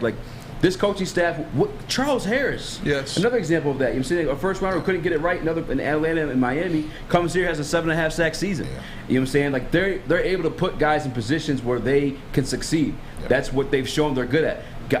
UDFAs, as you said earlier too. Yes. You know what I'm saying? Jerry Jacobs. And we've talked about, how you talked about them moving Hutchinson inside to get some looks. Mm-hmm. We heard DJ Chark saying they're using him in different ways that he's never been used before. So that this coaching staff is going to do every single thing possible to make Jeff Okudah look 100%. as good as he can. Yes. So they're going to have him off coverage. They're going to have him playing some zone. They're going to have him playing press. They're going to have him move him to safety. I know everybody hates when that gets brought up, but if it's the answer, that's what they're going to do. So if they do all of that and go that far and he still is just incapable of cracking the starting lineup or being a successful player, it's going to hurt. Because I had a lot of high hopes for Jeff Okudah this season. Me too, I man. really do, especially because of Jerry Jacobs and all those other situations. Yeah, that was our big thing. Was look what he did to unrestricted free agents. There's no way Jeff Okudah is not going to flourish in this system.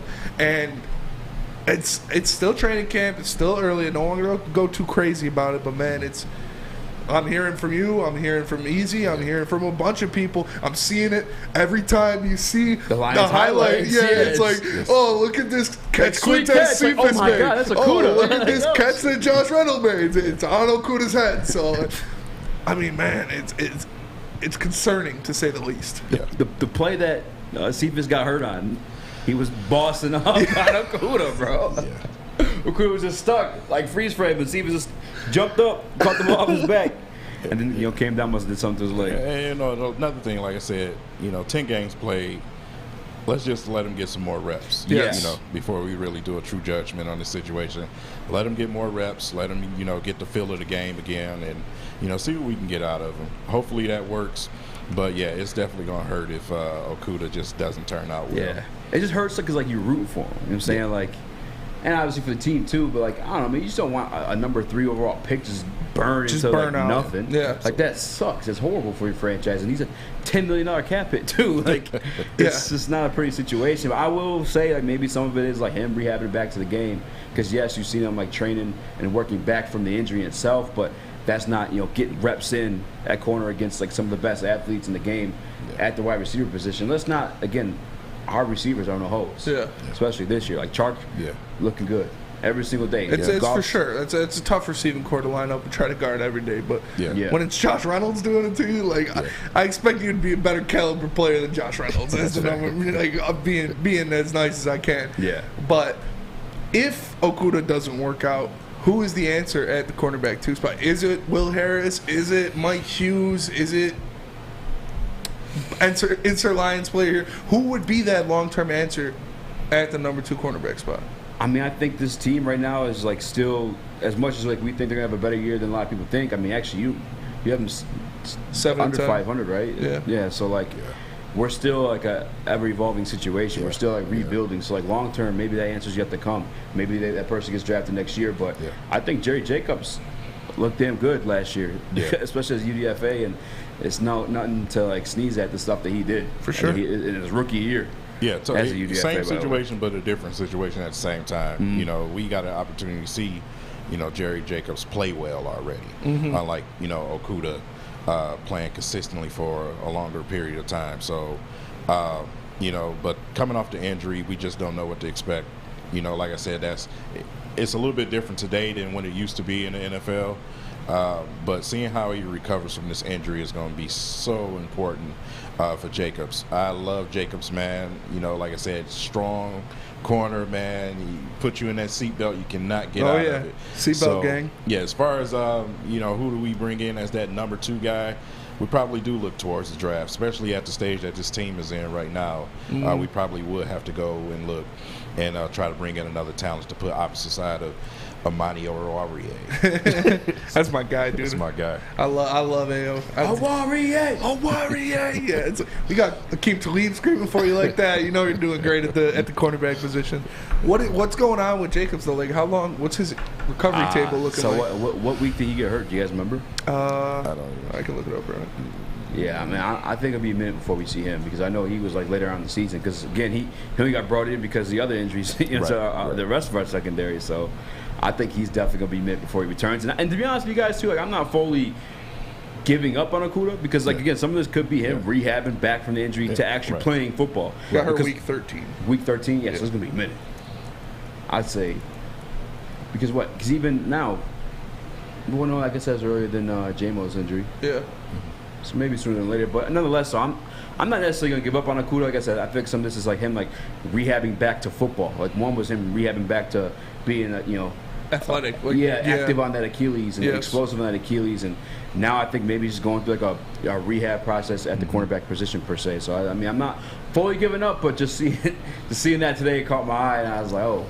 You know, it's unsettling. It's that's my concern. Like, I think I might be more concerned about the secondary than anything. Because like, when Harry started at cornerback, I was like, I don't know if I'm in love with that. Yeah, rehab drills, you know, in an empty gym with people and you know, out there doing things like that. It's totally different from live play. You know, you got a guy in chart, you know, that's 4.4 speed. So you got to go and jump right into that thing against him. So it's not easy coming off an Achilles injury. Yeah. You know, this is not like it's a ACL. This is an Achilles injury. So a lot of people don't come back from that. I'm just happy to see him able to move quickly enough to, you know, try to hold his own out there because Achilles injury is, especially in football, is devastating. For sure. So glad I'm not glad he suffered the injury, but better as a younger, you know, player right now than somewhere late in his career. You know, that you try to recover from a situation like that. Yeah, when he can't rebound physically like he would be able to now, for sure. Yeah, we had Dr. Pierce on here a couple days ago, last week, talking about it and how he might not lose the speed, but like the quick twitch stuff is going to be, and it's the mental part of it, like trusting yourself, trusting your leg to be able to do things like that. And I say it all the time. I'm sick of seeing him face guard guys, like guarding like he's still in college, where you don't play the ball, you don't look back for the ball. That's what he did on that Debo route when he got slaughtered. Like I hate seeing that. You can't play like that in the NFL. You have to be aware of the ball. So I'm sure they're telling him that, but man, that might just be like an instinct thing because he's only, you know, he's played the most he has in college, so he might just revert back to his natural instinct. But man, I see my guy Joey 2 times in the chat talking about the Mike Hughes, thinking he's gonna start at slot. I gotta be honest with you, I didn't really. Did he catch your eye at all? Day not one? At all. Not yet. I mean, he was a bad player on a bad secondary last year. Yeah. I can't believe Madden rated him. Yeah, this guy played all 16, 17 games, no injuries. That's the disrespect. Amani's Madden rating was the most disrespectful thing I've ever seen in my life. Yeah. My life, man. That pissed me off. Hated that. Yeah, I gotta say, the guys that like we spoke to, like, hey, this is gonna both start secondary. Mike Hughes, I haven't seen much out of, and 7-on-7 Joey had one play today that I actually didn't see. I just heard Deion saying, "Oh, he's a dog," and then I didn't mean to make Deion sound like that, but That and then Kirby actually finally had a play today too, but again at 7-on-7. Yeah. I want to see it in the 11-on-11s. Yeah. Like That's what they said when they drafted Kirby though, is that it's going to take some time. Yeah. Because he's still pretty raw. Secondary position especially. He's just a ball hawk, dude. Like he finds the ball, and that's why I like him. But yeah, it's going to take some time. He's still pretty raw at that position. 100%. I saw someone. Go ahead, King. I apologize. No, yeah, it's definitely going to take him some time. Yeah. You know, the situation that we have at cornerback right now is, like I said, it's a situation where it's frustrating, man. It really is, man. It is. It's frustrating because we have players coming off of injury. We have so many question marks. We always seem to have that one solid corner, but then on the other side, it's just like, man, who's going to be the guy? Or we're bringing in some guy that's past his prime. Or I want to have that two young guy secondary, man, that's just solid, you know what I'm saying? So with the Detroit Lions, obviously we got a chance to see Jacobs and over Warrior last year with no front four in front of them, you know what I'm saying, on the defensive end. So, you know, no linebackers. So I'm hoping we continue to build from the trenches back, and, you know, life would be a lot easier for our secondary. Yeah. You know, it help the guys out a lot, you know. That's why, like, when the Madden ratings came out, like, I did a deep dive in Amani Omori, breaking down all his stats, and, like, his stats were better than Xavier Howard's, and he did that without a pass rush. So I can't wait to see what he does this year. 100%. And, you know, if you guys are feeling a little sad about the Okudah situation, you know, call your boys up and have them join you for a drink. And that drink should definitely be the Mulligan. The Mulligan is here, and it's official drink of summer. The Mulligan, made with Gypsy vodka. Whether you're on the golf course, hanging out in the backyard with your friends, the Mulligan is calling your name. Ask for the Mulligan at your local golf course or Total Wine near you. It's Woodward Heavyweights with everything King. We'll be right back. Hey, this is Mr. Kearney, Chief Academic Officer, Academy of Warren. I want to welcome you to the brand new field house. The state-of-the-art facility has a regulation basketball court, volleyball court, soccer field. It can be used for 7-on-7 football. Our K-8 academic features AM, PM, latchkey, small classroom sizes, learning street, futuristic media center, free breakfast and lunch, Houghton Mifflin curriculum, academic games, K-8 athletics, and more. Enroll today at academywarren.net. Ciabattas, summer salads, and dip shakes. All at Big Boy. Try a chicken club, chicken cordon bleu, or sunrise ham and cheddar. All on our grilled ciabatta bread. Or keep it light with our Michigan apple, chicken Caesar, or Greek salad. And don't forget to cool off with a frosty hand-dipped cookies and cream or strawberry shake. You heard it here first. Summer just got better. You guys, a lot of you, catching me since I was doing my shows in the basement, and I appreciate you for it. And a lot of you ask me, like, Eazy, how'd you make it here to the big stage? And I look my people dead in the face, straight in the eyes, and I tell them, good old, plain old, unseasoned white privilege. Because as you know, I am a white man. But it's all thanks to Chili Peppers tanning that I'm able to look so beautifully Brazilian bronze, man. Join the Pepper Club today at Chili Peppers Tanning. You get the best deals, plus they'll beat all competitors by $5. $5? Thank you. Chili Peppers has the hottest bulbs, the hottest deals, and the darkest tans with 26 locations more on the way. Check them out, Chili Peppers Tanning. Chili Peppers Tan. Oh, it's a good one. I had to get King's reaction to the Chili Peppers read. I am a white man. You can do it too. Chili Peppers. Oh, man. Oh, man. It's good stuff. Sorry for that depressing secondary segment, but it needed to be addressed, man. I noticed it today, and it put a little bit of pit in my stomach. And again, I don't want to downplay Will Harris and what he's shown us a little bit of promise at the cornerback position, but can't be a good. Every time you see Okudah get mossed by your fourth receiver. Yeah. Josh Reynolds with a great reception. Yeah. But Josh Reynolds is nice though. He's nice, but he's our third or fourth option. You know? Yeah. There's some chemistry there though. Yeah, definitely. Kind of got an edge. Definitely. Jared Goff is obviously especially with the back shoulder pass that we seen in the first training camp. It's chemistry there. You got to give it to him a little bit. Yeah, 100. Yeah. No, I will say though, that receiver room is it's getting close, man. I thought I knew who the six was gonna be as a lock for sure, but today, I mean, with Cephas down, Trinity Benson got a lot more reps, and he made a majority of them. I mean, not the smoothest. Tom Kennedy, too. Like, you were there, actually. Day one, Tom Kennedy was looking pretty smooth. Yeah, man. Tom Kennedy is he's that guy. You know, you're hopeful for him. Hey, man, give a guy a shot. You know, he's a high motor, good locker room, high motor kid. Good locker room. He's a good kid. You know, he's that guy. But you know, like I said, you watch the highlight plays and you see him catch a long ball. It's great. But, yeah, let's just be serious about it. It's not happening. Not gonna happen. Yeah, for sure. I think things are getting interesting too, man. Like, if I'm Cephas, I might just stay hurt so I can for sure make the team. Just for sure make the team. Yeah, wait till I come back 100%. So you think that spot's down to between what, Benson and Pimpleton, or? I know you don't think Pimpleton has a chance. Dude, I feel bad, dude. Yeah, I feel bad. There were 7-on-7 drills today where he went to Wayne State, the linebacker. I can't think of his. Oh, Anthony Pittman. I'm not trying to shit on these guys, man, but like he locked Pimpleton down. I'm like, that shouldn't be the case, bro. Me and Dion, right, we even said nothing. We just looked at each other like you saw that? Like, it was like, because he wasn't even guarding him. He's like just backwards, like scooting along. His big ass. And I like Pimpleton. Yes, that's why I feel bad. Even you know, but just just watching him out there, it's like your little brother with your pads on, just running around the field, man. I feel bad for the guy. You know what I'm saying? He just has not had a great camp so far. And you know, like I said, I really am rooting for the kid. You know, I don't know who's going to win the battle as far as returning kicks and doing things like that on special teams, but yeah, I'm rooting for the kid, but it's just not good. It's not good at all. Oh man, yeah, that sucks.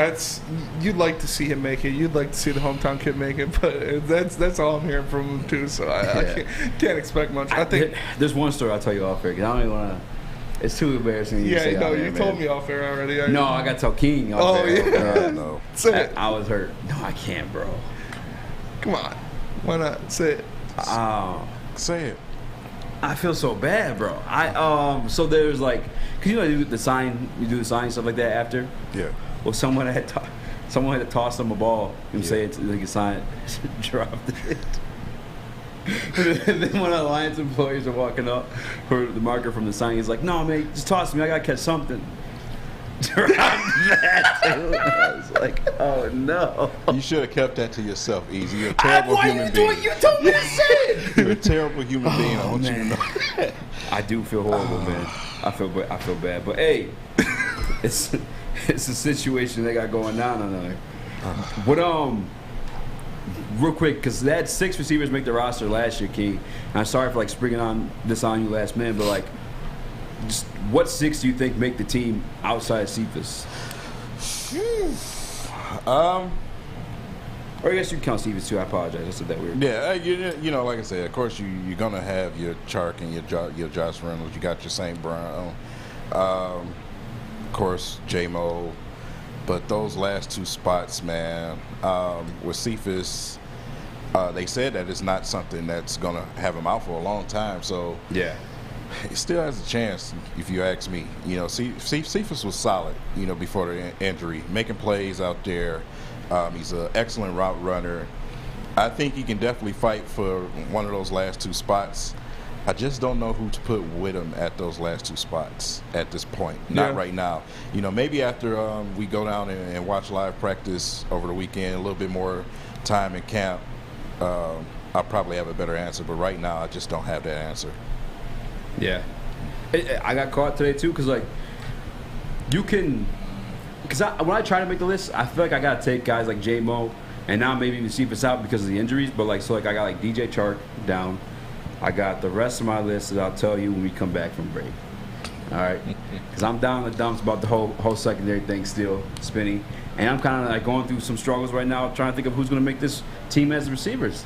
where can I go for some help, man? You know, if you're feeling bad about the receiving corps, maybe the secondary, and you're really down on yourself, you should check out the Sports Marketing Agency, because the Sports Marketing Agency helps spread awareness about mental health and substance abuse. Their new podcast, This is the F Word, helps spread awareness of fentanyl and other addictions. My guy, Sean Jordan, is doing something great for this community, and he's doing it right here from the Woodward Sports Network.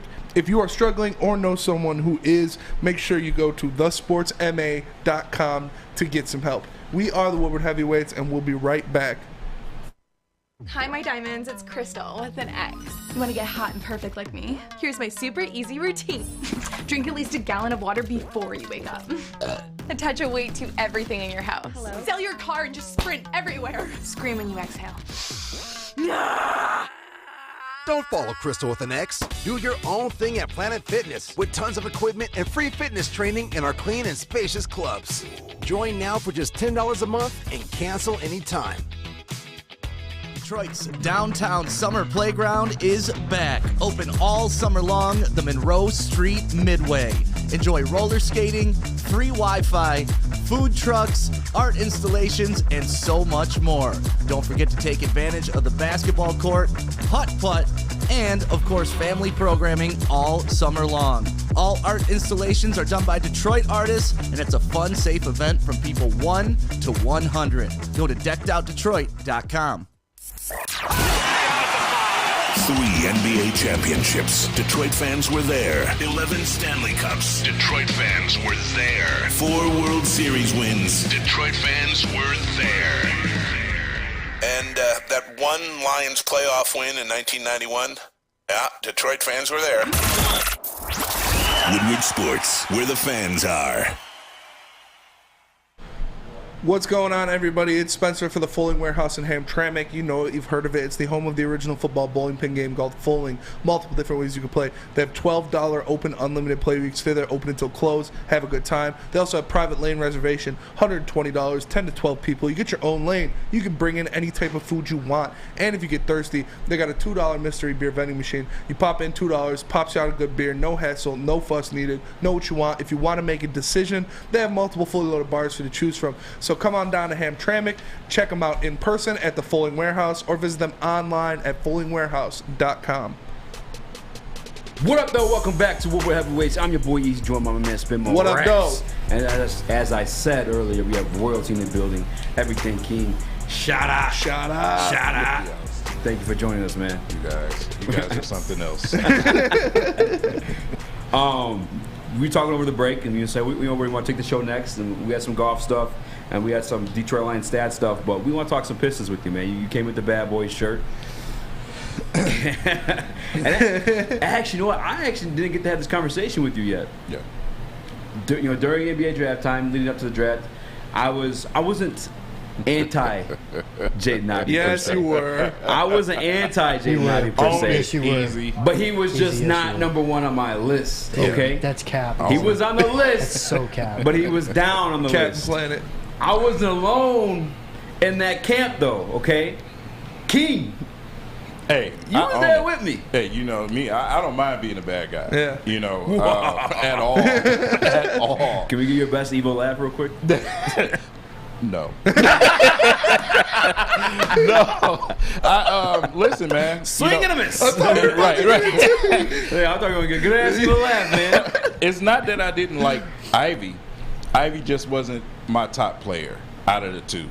Keegan Murray, I mean, I got a chance to watch him up close, watching Big Ten basketball, watching him just go out there and be solid. He plays basketball. He's not out there dunking, flailing his arms, trying to make things look pretty extra. You know what I'm saying? He's simply just going to kick your behind playing great basketball. And that's what we got an opportunity to see with him in Summer League. You know, his game, to me, it translates to the NBA because he plays a simple style of basketball. It's strictly business. It's fundamental basketball. He's going to give you the same thing every time. He's going to play both sides of the ball. He's going to do multiple things out there to make his team better. When I watched Jaden Ivey, I didn't see it was almost like a Cade and Jalen Green type of situation. We know Jalen Green is going to be great. He's going to be a great scorer. But when you watch Cade, you seen passing, you seen leadership, you seen defense, you seen multiple things. Ivey, yes, he can score the basketball. He shot the three-point shot decently. But when it comes between the two, to me, it was just like night and day. You just got more with Keegan Murray. And, like I said, I'll stand on that. I love Ivey. He fits perfectly next to Cade Cunningham. But out of the two, at the time, I thought one was a little bit more ready and had a little bit more to offer than the other when it comes to Pistons type of basketball. I'm not trying to build any other team in the league.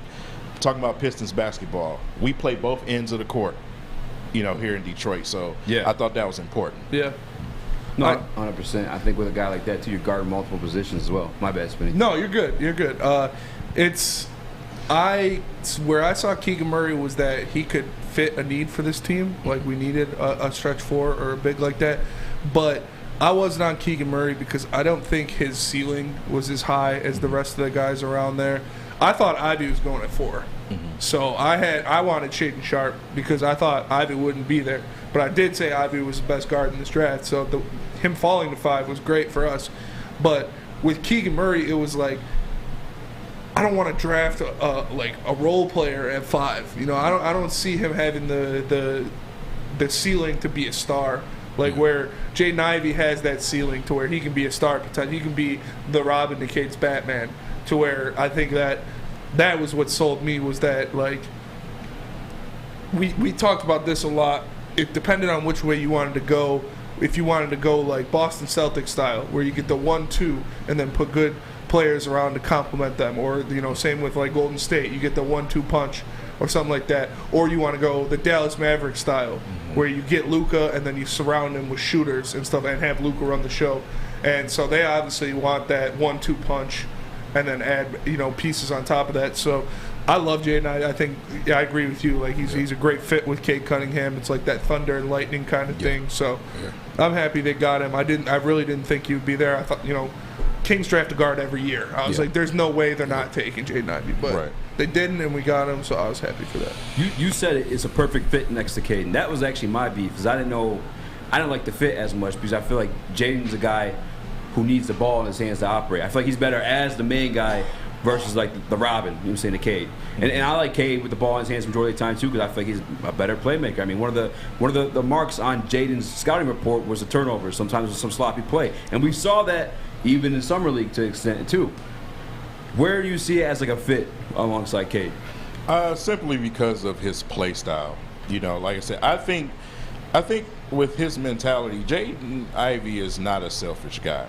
Even though he had the ball in his hands a lot more, I think it was more of where he played.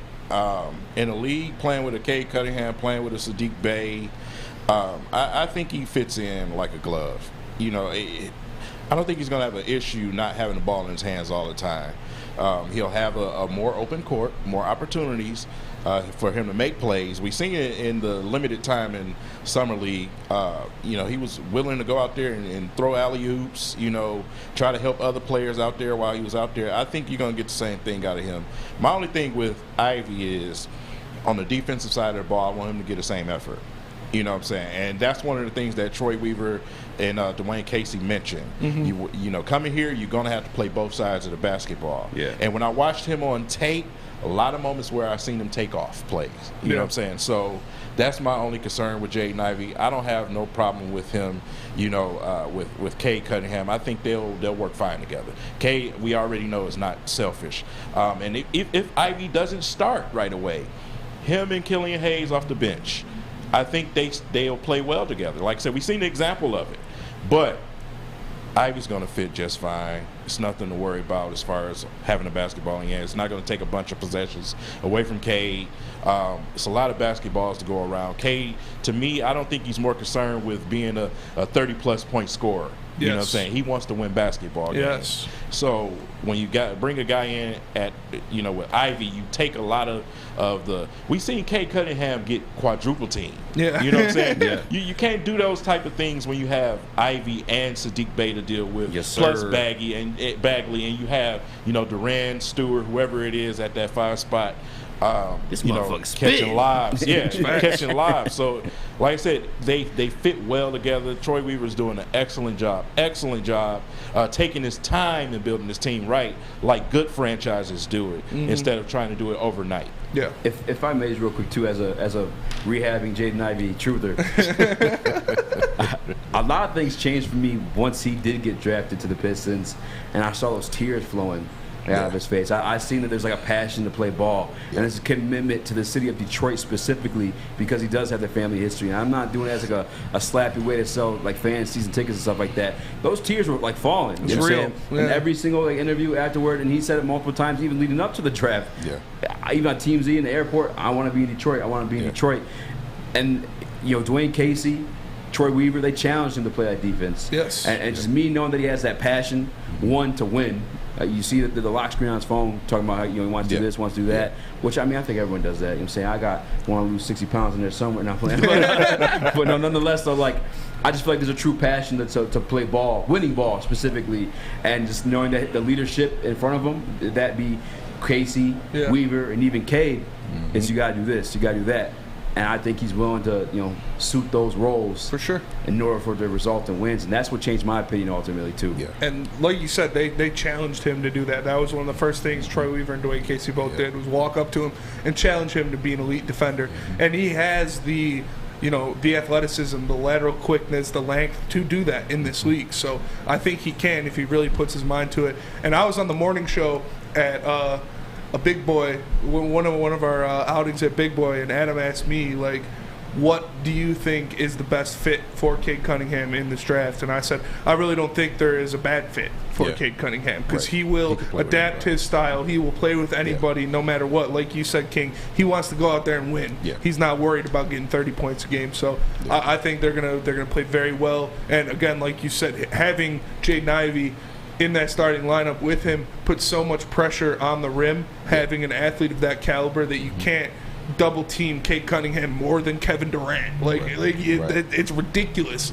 how much attention he was getting. But now you have a guy who can create his own shot, who can attack the rim, and people have to be like, all right, we can't leave him. We got to worry about him too. So it'll only better the Pistons. Another thing I wanted to mention is consistency from Troy Weaver.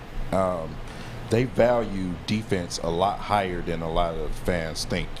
Defense is number one priority.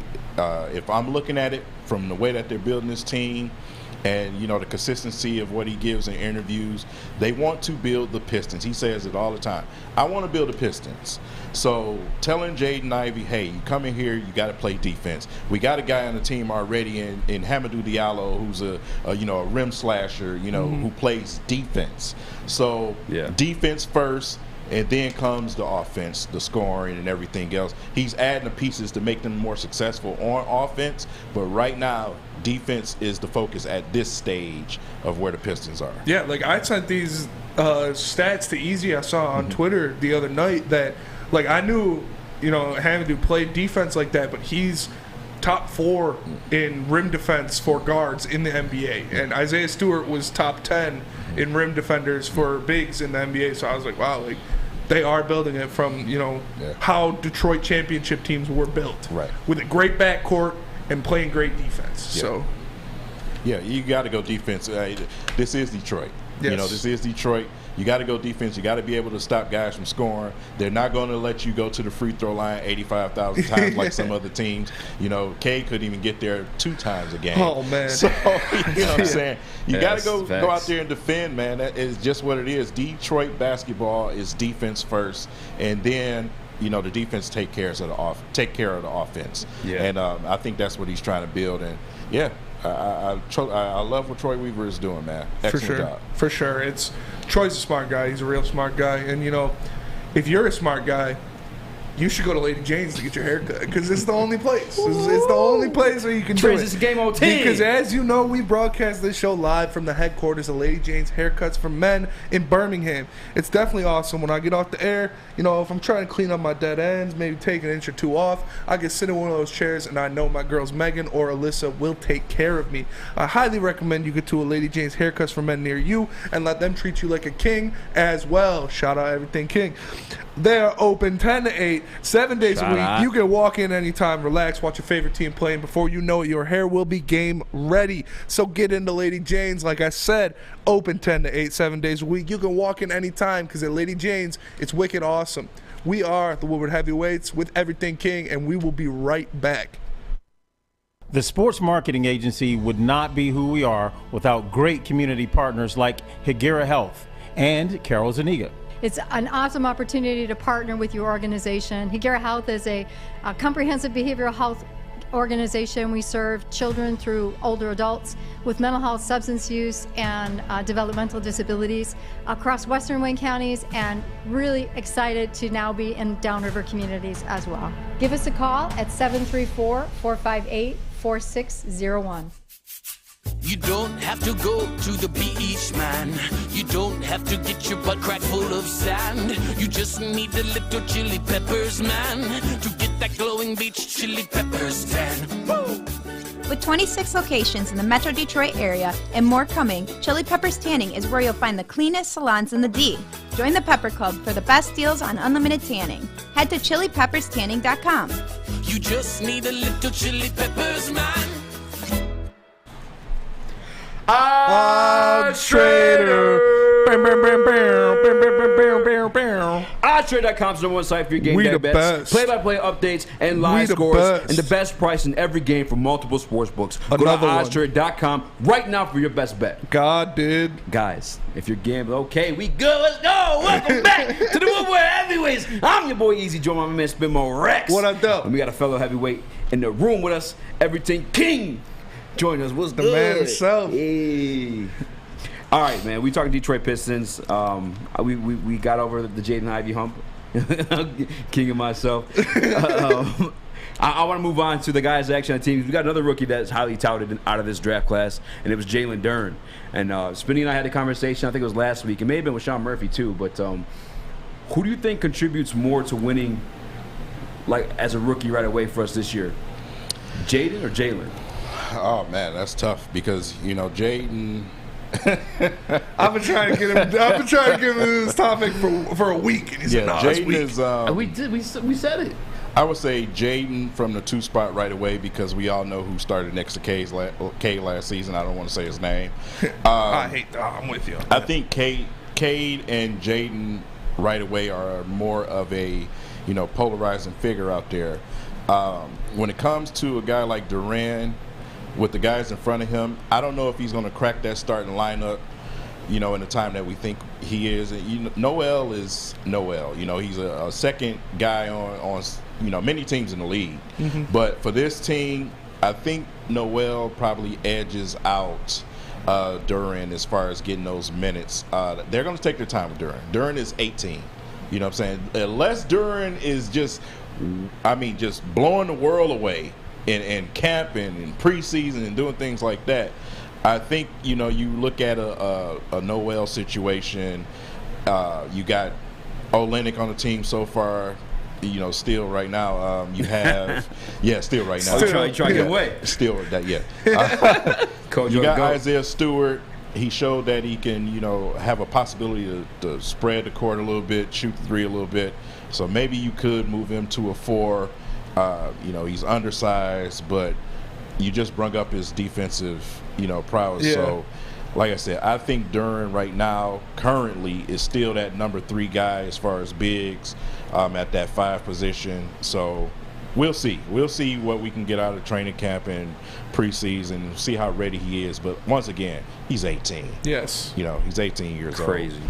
Yeah, I agree. I got called a fool when by our own Sean Murphy when I said Nerlens Noel is probably going to be starting at center for this team. Sean's extreme sometimes. He is, and that's because I know he is. He's a great defender. He's an NBA defender. Yeah. He's an NBA rebounder. He knows what to do. I loved when I saw them bring him in because that is a great person to teach Jalen Duren how to be that kind of player, how to defend in the NBA at a high level, how to rebound in the NBA at a high level. So I agree with you that Jaden will have the most immediate impact because he's probably going to be starting from game 1. Yeah. But in terms of overall in their careers, I think it'll be Duren just because we were starting fucking Trey Lyles at center in games last year. Like we didn't have a presence like that in the paint. Like people forget about that. Yes, and like that's what that man is. Like he is a paint beast, like monster. I saw, we all saw. Obviously, you get hype on gym videos, but working on a little jump shot, if he can get that 15 to 17 footer, I'm not even asking for the 3-ball, but just a respectable mid-range game that will bring him to a whole nother level. So I think that aspect of it, he'll have a huge impact on this team. But I agree, off rip, it's going to be Jaden because he's going to be starting. Now, a bigger question, Spence, Eazy, who's going to be the starter at number 4? That is the question. Between Bagley, Olynyk, Stu now maybe. Who's going to start at number 4? Number 4. I think it's got to be whoever shoots the ball the best. Yeah. Whoever can knock down the 3-ball the best. And unfortunately, that's probably Kelly Olynyk. Listen, you're not tired of Steph Olynyk? Yeah, but hold on though, because like when he played his role, because he was asked to do a lot last year. Like same way, like there's no way you see Lyles as your starting center. Yeah. Same way you never see Kelly Olynyk as your starting center. So I'm not. Yeah.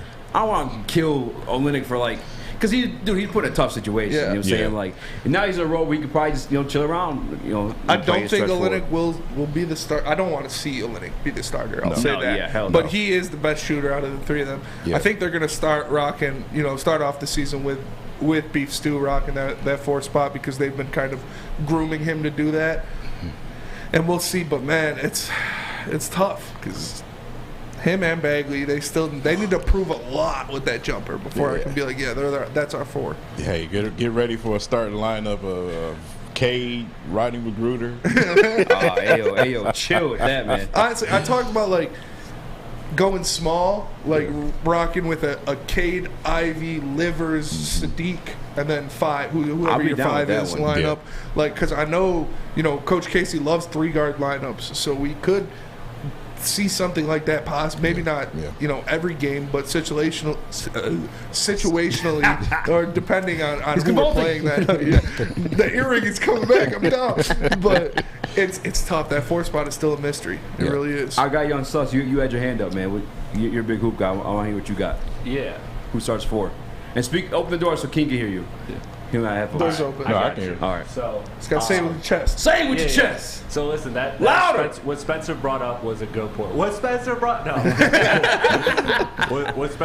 was a good point. Was the Isaiah Livers? That's exactly why I raised my hand, because I wanted to mention him as a dark horse. Because, like King said, Casey, I don't think people give Casey enough credit for focusing on defense, and the talk has been that Livers is like an excellent defensive communicator, and now he would be a jump, a little bit of a stretch for me to be the starter day 1, but he will definitely get a lot of playing time. Right now, I think it's Bagley's to lose, but there are options, and I do want to say that Isaiah Livers starting on day 1, while it's not likely, is a dark horse candidate to watch out for. Yeah, 100%. Yeah, I'm gonna go with Stu. Yeah. Just because we saw him at the 4 over summer league. I think I was getting practice at that point. Before the season of the last year, they had him shooting that 3. Spinney just said, he's top 10 at the rim in field goal percentage. So, or in defensive side of the ball, I should say. So, I think they're experiment with Stu. Yeah. If not, maybe he moves to 5, and then you start talking about Isaiah Livers or. Maybe Kelly O. I don't hate Kelly O as much as it sounds like you two do, but I just don't think he's a starter. He's a liability, man. I just don't see him as a starter. I don't hate Kelly O. He's a liability on defense. Yes. And I just didn't appreciate the step back 3s from Kelly O. Yeah. More of a set 3-point shot is a little bit better. Pick and pop, that's fine. But the step back 3s, just uncharacteristically letting it fly. Oh, you wildin'. I had a problem with that. He saw Blake come here and put up his career numbers, so maybe he thought he could do the same. He's the best player on this lineup. Yeah, he had that one game winner and started acting different. Charlotte. But it's Air Canada. Kelly's a solid bench piece, solid guy to have on your team. But like you said, liability on defense. It's crazy because Bagley should 100% be like one of the answers, but I think because of last year seeing him come off the bench, and that could have been because of the contract stipulation he had too. Like if he played X amount of minutes, the Pistons would have had to pay him more. But I mean, he should be 100% be a part of the conversation. But him coming off the bench last year, I think shows like might be his role. I also think they want more shooting there because like our five, whether it's Duren, Stu, or Nerlens Noel, really doesn't have shooting. You know, obviously if Stu was there, he's got some shooting, but still nothing reliable. And you want some kind of shot maker on your in your front court in your front court. So I don't know. It's tough. It's a tough decision. But they still, like we were talking about the other day, Troy might be up to something still. You know, the offseason he could bring in maybe a stretch from one of those 3-team trades before. If a Donovan Mitchell gets moved to the Knicks and they're the third team in there, maybe they bring in somebody like that. Let's jump into that. But before we do, let me tell you about Centron. All right, because summer Centron's here. And right now, Centron's available at Kroger's. Make sure you guys pick some up because right now you get 2 cans. 2 cans? Not the bird. 2 cans of Centron for $4. Guys, Centron is the energy drink for the active lifestyle. Drink it, live it with Centron. New to the game or a season better? OddsTrader.com has everything you need to make the right bet ahead of kickoff. Begin your handicapping journey with OddsTrader. Improve your edge by finding the best price on every game from sportsbooks in your backyard. Take advantage of the numerous sign-up bonus offers to pad your bankroll. Dive into key game statistics, player performance, and even account for the projected game day weather. Best of all, you can use the OddsTrader bet tracker to keep a log of your action. Welcome to OddsTrader, and best of luck. Hi, I'm John from Better Rate Mortgage, and to me, family is more than blood. That's why I have the biggest family in Metro Detroit. If you're looking to buy a house or refinance and need a loan, come get treated better than family by me and our entire team here at Better Rate Mortgage. We pride ourselves on giving you better advice, better service, and a better loan experience. That's why we are Better Rate. If you're looking for a new mortgage, come get treated like family.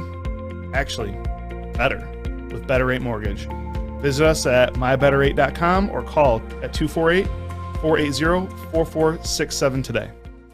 What's going on, everybody? It's Spencer for the Monroe Street Midway, presented by Bedrock Detroit Spencer and Rocket Rex. Mortgage. Bedrock and Rocket Mortgage basically turned an old parking lot into a massive outdoor playground right next to Campus Martius. There is roller skating, basketball courts, a mini golf course, food trucks, live music performances, and art installations. Such a fun place to visit, whether you're on a date like Sus takes Blake Griffin out on the town, or you're with your family, or you're just hanging out boycotting a Tigers game. And they even got Wi-Fi, so you can take your computer and work in the heart of the city. Only things you got to pay for are roller skating and food, but everything else is free. So make sure you get downtown, again, right next to Campus Martius, and check out the Monroe Street Midway, presented by Bedrock Detroit. What up, though? Welcome back to Woodward Heavyweights. I'm your boy Eazy, joined by my man Spin More Rex. We got Young Sus in the TD booth, and we got Royalty in the building. My guy, every team king. What up, though, man? What up, though, fellas? Thank you for joining us, man. I appreciate you. I actually totally forgot what we were talking about before we went to break. Yeah. So I was trying to get this Jared Goff video. Jared Goff, we were talking about possibly trade being like a third party of a trade with Donovan Mitchell. But before we get into that, we gotta mention BG, as she's gonna get locked up. Like, they're gonna get her, man. She was found guilty for drug smuggling and possession, sentenced to 9 years in Russian prison. 9 years. She think they were, so that trade for the Merchant of Death didn't go through. Fell through. You know, obviously, Al Vila trade right there. Maybe Merchant of Death failed his physical or something, but it didn't go through. Well, I mean, yeah, the Merchant of Death, that's not a good sign. Brittney Griner is potentially going to be locked away in a Russian prison for 9 years. This I is don't feel like she will, though. insane to me. 9 years. It's insane to me. Like, I understand, don't do that. Don't smuggle drugs. Smuggling drugs, come on, it's some vape cards into a country. It's Russia. It's different. Things are different. That was against their laws. But for an American to get locked up in Russia for 9 years, that's crazy to me. Crazy to me. I used to joke about it because I was like, I thought she was coming home. Yeah, I thought there was no way. They could still. And that's where I'm at. But at this point, it looks. It's getting serious. I don't know what I'm saying. I don't want to piss people off, but I feel like I shouldn't say Say it. I think Trump would have got her ass. I'm just saying. He got D'Angelo. Yeah, from China. Yeah. You know what I'm saying? He boys a poo. I'm just saying, like, you know, that's a tough situation in itself, man. 9 years, like, come on, man, really? Oh, yeah. You know, so Russia, China, not really on my bucket list to visit right now. Not a chance, yeah. But you know, with that situation, you know, Joe Biden and his staff said that they're going to work really. They're going to work really hard. They're going to work really hard to do whatever they can. So yeah, we'll see what happens, man. It's still a chance she can come out. Yeah, I'm not. Yeah. Someone in the chat. I don't know if you know this, Keem, but we got a long going running joke about the length of Suss's neck. Yeah, young Suss. Dude's got the a longest big-ass neck in the city. That's why Blake was giving them penthouse treatments. They said they locked her up longer than young Suss' neck. Bro, I feel bad for BG, man. Like, imagine staring down a 9-year gulag sentence. Like, that's fucked, man. At least she's built like freaking King Yeah, Kamehameha. at least she's whooping any Russian girl's ass. Yeah, for sure. But man, I feel bad. I feel bad for the girl. I don't know, man. Russian women are big. They man. are. Probably it's true. But bunch of Drago women in there or something. Yeah, like that one chick from Rocky IV or whatever. Yeah. What if that's what they're doing? They're just keeping her like a builder into like a cyborg, a Russian war bot or something like that. We breed with Russian men to create super babies. Yeah, like that ass. Yeah, they're breeding her and Drago straight up. I feel bad for her though, man. I agree with you guys though. I feel like something's gonna be done. I highly doubt she's gonna spend 9 years in Russian prison. What but the hell? So they gotta do something. Oh God. Oh God. Wait, what? What the fuck is that? My mom was trying to throw this. You gotta throw the lights out. Is that a graphic that you can put on the main screen? Justin made this. He said, I know Justin made this, or Roman, because that is gorgeous editing. That is amazing editing. Actually. It says my mom was trying to tell me to hit up the marketing people so I could get a turtleneck sponsor. Phenomenal editing. Young Suss on his viral video. Look at those shoulders. I'd die for those shoulders. Listen, I'll take the neck if I get those shoulders. That's Justin or Roman that did that, because that is beautiful. That's such a great edit. That's amazing. Yeah, I love that. I'm glad we got exposed to that. He said he wanted to try something. I had no clue what he wanted to try.